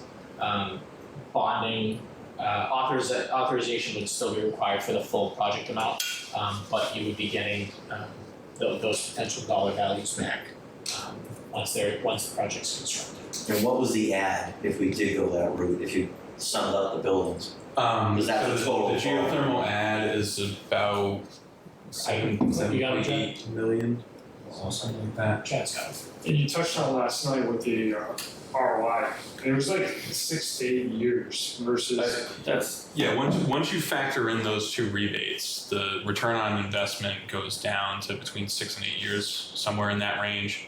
Without them, they're 16 to 18, which is still not terrible. It's still pretty Think about a pretty homeowner good. today, it's probably 30 to 40 years, so you're just not gonna do it. And look, these incentives weren't made up in a vacuum, right? They were made up to incentivize these systems going in, and so the goal, right, of the people writing the incentives is to get these things within the payback period that people are going to, put them in. And where they become relatively viable compared to other options like air source heat pumps, like VRF systems. You can see the VRF is slightly lower in cost. And there may be some areas in these buildings, electrical rooms or things like that, where we still do a little bit of VRF. But the resiliency of the geothermal system compared to VRF systems, compared to air source heat pumps, the ground is always the same temperature, relatively. Air changes drastically, and so the efficiencies of air source heat pumps tend to fluctuate. Air source heat pumps, VRFs are both air source heat pumps with slightly different scales, but we do all of these systems in our buildings. There isn't a perfect answer, but the conditions here seem right, where geothermal starts to make a lot of sense. That being said, it's a cost impact on the upfront, but the benefits seem to be pretty good. And historically, in the last 5 to 10 years, who's done that and how's it turned out for them? There are a number. So as far back as Watertown Police, which was I think 2009 or 10, they have an open loop system. So does Nantucket, which was 2008. Those systems were kind of in the early days of us doing them, and open loop is a little bit maintenance. A little bit more maintenance than a closed loop, what we would propose here. Since then, closed loops have become the predominant system. Dan, I know you guys have done a bunch. We've done a number. Did you guys do Active Fire? Yeah, Active Fire is a closed loop geothermal. It's very similar to the substation here. Literally very like it's almost the same layout. Ours, this one is a little bit bigger, and that's running at about net zero. We haven't gotten full confirmation that we can confidently say it's 100% net zero, but it's running basically net zero. Over the last year and a half, it's been occupied. I don't know how the school is now up and running in Acton, correct? Yeah, first it's been up and running for a year. So we just did a big school in Acton that has geothermal, and I want to say it opened in 2018. King Open in Cambridge, that was also geothermal. So 200,000 square foot net zero school. A lot of schools in design right now are going in that direction because of the additional funding that's. And what is different from schools to public safety is one, they're 24-hour operations, so you're always in these buildings. We have a large amount of radiant heat in slabs in the apparatus bay and things like that. Geothermal does very well with that, right? You're putting water through a condenser and pumping it back into a water system in the building. It works very well for those kind of things, and you're doing it at low temperature changes. You're not doing massive temperature changes to blow it through a coil for that. You're just simply putting it into the slab and letting it, slowly heat the building. That has a number of benefits for both DPW and for police and fire. Keeps ice off of the floor. Everything hits the floor, it melts, it goes in. It's a very safe working environment. It's energy efficient in big, large volumes. It makes a lot of sense to do that. If, let's just say for comparison, you went to an air source heat pump, but all electric building, you didn't use any fossil fuels, you went fossil fuel free. That's not what electric hot water heaters are very good at, right? They're good at instant, very high raises in temperature, as opposed to geothermal. So it's a little bit of matching the thing you need with the thing that can do it best. And geothermal in these cases tend to be what can do it best. They are inevitably the most expensive option a lot of the time, but they do have the best rebates right now and tend to have relatively bearable paybacks. In this case, 6 to 10 years it's pretty good. 6 to 8 years is great. I mean, we were before these new rebates, it was in the 20-ish year, and people would, we were still doing them, but it's much more of a discussion. 6 years is You're also insulating yourself against future energy cost increases. Yep. With the world we live in and the volatility in it, you don't know what's going to happen if you're doing something with the geothermal. I don't know if there's solar that's planned on being able to power these things. If you sort of function as your own energy creating plant, you're able to do that. Yeah, the upfront cost is a little bit painful, but 15 years from now, you'd be one of the best things for these buildings going forward. Not only that, but the comfort that for all the staff members that are working in it is. The other thing I would say is in the situation we're here with potential solar, you would likely be in a PPA, so a purchase power agreement. Those are great for a lot of different things. No upfront cost, you get some energy back. There's a couple ways to do them. I'd say that the one thing that going like an air source heat pump and stuff does is typically raise electrical costs, which leads to demand charges. So there's raw electrical costs, there's delivery costs, there's all those things, and in commercial buildings there's demand charges. Demand charges are for using energy at the time when everybody else is using energy. And one of the issues with going to a mainly electric building is that large buildings, particularly like these, tend to get hit really hard with demand charges. So if your PPA is behind the meter, you get to kind of spin that back and lessen the demand charge. If it's in front of the meter, if you're just like the array on the old dump, that's behind the meter. You're just simply doing math. It's a financial transaction at that point. So making sure these things are kind of lined up right and kind of thought about together is important. Geothermal, is kind of a low burn continuously just with some pumps, and then you kind of move the water around. So it kind of helps on the demand side and not just the total energy usage.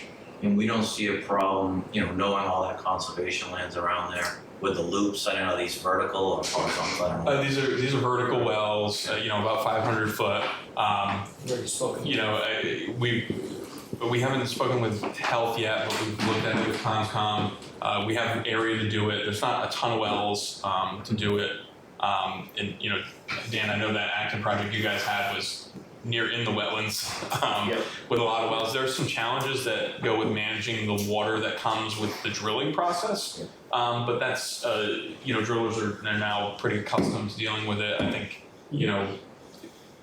there was a learning curve to some projects at first, but over time they've gotten accustomed to it. The drillers now are pretty agile and able to deal with these types of problems. Premium across all three buildings is 5.7 million. That's the 5.7 offset by that. That's the Those three numbers added up. those three numbers added up. That's not low. That's the lower upfront than cost. Yeah, that's the upfront. Right, that's low. I thought it was supposed to be 8. I thought it was too. But Is that a net number of rebates? That's what you see. Just check. Is that the PMA? I'm sorry, is that the? The numbers didn't seem that big. It's just blended. When it came down. Oh, it's the blended rate. Okay. Yeah. You can use that. There were two estimates, so we used a blended rate between the two. I think the high was probably around. You can see here, they're miles apart. So we're seeing PMC, who's PMA's independent estimator at 4.3 million, and then Fogarty's at 1.5 or 1.9 million of it. I'm sorry, yeah, so compare the lower cost, 4.35 versus 1.9. They're miles apart. And we're actually seeing that in a real world environment. We just did out the Hingham Foster Elementary School, and the geothermal cost came in at half of what everyone said it was going to be. So they're all over the place with the numbers right now. We're seeing that. Yes, So that was the reason for the blended rate. So that's what the blended rate does. It kind of like splits it a little bit and protects you a little bit more. So when you say blended rate, you're looking at the median point between the two estimates, and then that number 5 million, is that net of the 4.4 million rebates you anticipate? That's before the rebate. That's before the rebates. Right. So you're nodding. Yes. Okay, thanks. Sorry. So you're talking You millions. know, it's been a lot of meetings. If everything happened the way it's supposed to happen. No, but I think that's really important to scale. So you're looking at like a 1% premium on the capital side. And if the payback is 6 to 8 years, I'm correct that then in year 7 or 9, you're then spending less every year for the rest of the building's life on electricity. Right. And just for the committee's benefit, you know, our electric costs are 6 figures recurring in the budget. We've been able to see a lot of savings like that through solar and other things. So these are real, these have paid really large dividends on our operating capacity across the schools and in the town in the past 10 years. So. People want to weigh in, or just open it up to the members. If we want to just finish this, and then I'll turn it back to the committee. So, based on the feedback Chad was adjusting live in the document, this is where we're at relative to the $100 million construction budget with the items accepted. Is that? That's without the rebates in it. Sorry. So the rebates right now are in the TV line, the 4.6 million. There you go. But we won't see those till after. You wouldn't see them until project, correct? So you're just over that 100 with what the committee. I think there's a story to be told in that. So the financing scenarios can factor in that there's a potential for those rebates afterwards. So I'm looking at things like tax impact analysis. We'll be working a lot on that. We want to get some direction on the relative priority of these from you folks, and we will, you know, we're weigh all these factors because obviously there's really different impacts like water rate and things like that. That can be variable based on the type of property. What we can talk about with the financial advisors as far as rebates and what bonding we need to. So. That 6 to 8 year payback period, that's kind of based on that essentially 1 million net premium to go with the geothermal. Yeah, look, we're looking at historic projects that, you know, they're not that historic, they're pretty recent. Just so happens that the engineer on this project was the engineer on Dan's Acton project. They have a pretty good track history of doing these things. They've been our lead engineer for 30-something years. So we've looked back at recent projects utilizing geothermal versus some other things. We're in the process of developing life cycle cost analysis for all of these different buildings, but with 4 or 5 buildings, depending on how you count them, it takes a little bit of time to do those and pump in all 3 scenarios to those models. So that's in the process. We hope to have a more firm, tangible result come August, but we're pretty confident it's going to be somewhere in that range. Even if you said 10 years, it's still a pretty good payback time frame, given the delta in the capital costs. Again, these rebates are really built to make these things viable. It sounds in general, everyone sounds like that's worth moving forward with. Sounds. Yeah, I'm. When you said 68 years last night, it was kind of a no-brainer at that point. I think when we did Watertown, it was like 20 years, and it really wasn't a decision for them. They just said, let's go. Nantucket, the same thing. It was about 18 years, I think, and that was 2008, 2009, when these things were a bit more expensive and a bit more exotic. They're now pretty standard procedure for most contractors. This isn't it's a heavy lift, but it's not something they've never done before in most cases. And it seems like the rest of the select board is. There's no opinions last night, I'm speaking for myself.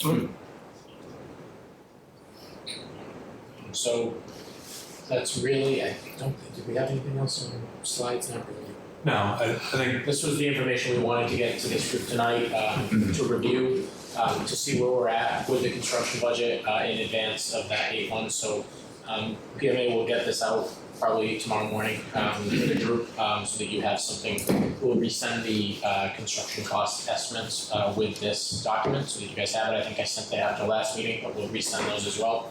And in hopes of making those decisions, or making those decisions on 8-1 with this group. So, and there's generally consensus among the MDC then to go the geothermal route and comfortability with funding through enterprise and water portions. I think going down that path's a very good idea, and then to Andy's point, showing what the water impact will be, right, on your, is that gonna be more digestible if you're increasing your own taxes? What your water bill's gonna be, and it sounds like it probably makes financial sense, and then can we sell it? Nancy, John? It sounds great. I appreciate everything you guys do, because I feel like I have no idea, but you're making it great. So I think that makes sense of what you said about knowing what your taxes are gonna be and your water increase is gonna be.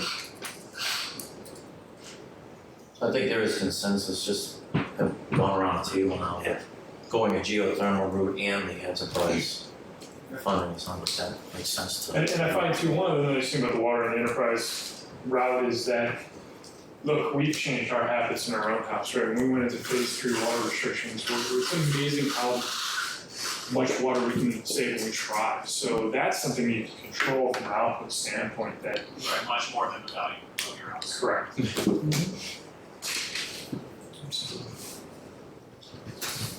So that's everything we have. We actually had no more slides, and I apologize. Sure. I'm positive. I know that was a lot of information. We'll get those two construction cost estimate out. We'll get this as a PDF out to the group. So tomorrow, be on the lookout for that. Turn it back over to you. All right, well, thank you very much, that was a lot. Yeah, thank you all, Yeah. Greg, again. A couple of late nights for you guys, and any more to go. Yeah. You approved this, right? And Chad, Oh, yeah, I need to do that. Sorry. You did not do the minutes yet. Good, someone's paying attention, good. do you have Zoom exception? Yeah, it was freaky. Yeah, we have 2 of them, yeah. So we didn't do the approval, right, today? Yeah, we couldn't. Well, we can approve the minutes, I think, we just didn't vote. Yeah. So why don't we should have done that beforehand. I had sent those out. We have 2 sets of meeting minutes because we didn't have quorum last time. So we have the May 16th meeting minutes, we'll just vote on them separately, I think. Everyone had a chance, anyone have any questions on the May 16th meeting minutes? Do I have a motion to accept them? So moved, Stan. Then we have a second. Second. Awesome, all right. Vote. Me, yes. Ken? Yes. Nancy? Yes. Jackie? Yes. All right. We didn't lose you, it's good. Okay. Jason? Yes. And Dan? Yep. Jane? Yes. Those are approved, and now we'll move to the June 7th meeting. Sent those out as well. Do we have a motion to accept those meeting minutes? So moved, Stan. And do you have a second? Second. Nancy? All right, vote, I accept. Ken? Yes. All right, Nancy? Yes. Jackie? Yes. Jason? Yes. Dan? Yes. And Jane? Yes. All right, thank you very much. All right, I think the only other piece of business real quick, and I know Dave's still on the line there, thanks for sticking around, Dave, on the Zoom, is municipal building minutes. We were kicking around a lot of dates to go to the Eastern Middle Schools, you know, we've had a hard time squeezing that in. So Dave and I had looked at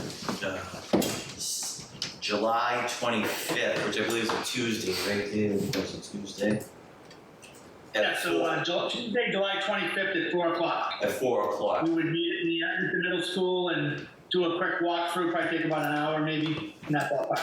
Yeah, we're kind of constrained in time, from a time standpoint. So I think unless anybody has a big, really wants to go or something, we're supposed to go to every building, every 5 years and do a walkthrough. So we're a little behind. We did a lot right before COVID. We hit a lot of buildings. So unless anybody really wants to change that date, we're gonna run with that date. Does that work? So hopefully, we can make it. And I think what we'll do is we'll try to do some type of report on that so that we can all share on that information, those of us that attend. We'll bring that back to the group. It's 4 o'clock. Yeah, 4 o'clock. So that's, we're good to go then, Dave, on that. Yeah, if somebody can't make the 25th, I mean, if they want to come in during the day or in the morning or something like that, maybe 1 or 2 people, at the school at a different time, at a different place or whatever. So. All right. We'll run with that just so we get the ball rolling again. I don't think we've done one since it's been a while. All right, I think that was it. Any other new business? We covered a lot tonight. It's getting dark out. Do we have a motion to adjourn? So moved. Second, Jamie. Kim, all right. I say yes. Ken? Yes. Nancy? Yes. Jack? Yeah. All right, Jason? Yes. Dan? Yes. Jamie? Yes. All right, well, thank you very much. Thank you. Sticking around, everyone. Thank you. Thanks all. Anthony, thank you, Chief. Thank you. Connor.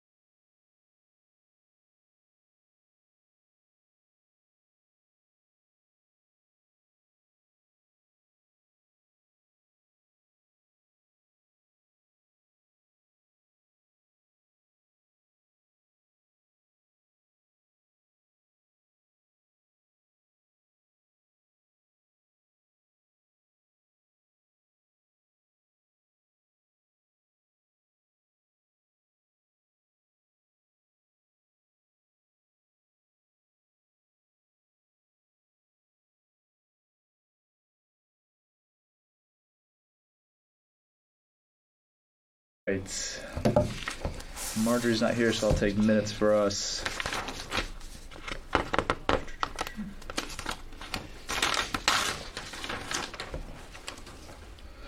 All right, time is 10 a.m. We have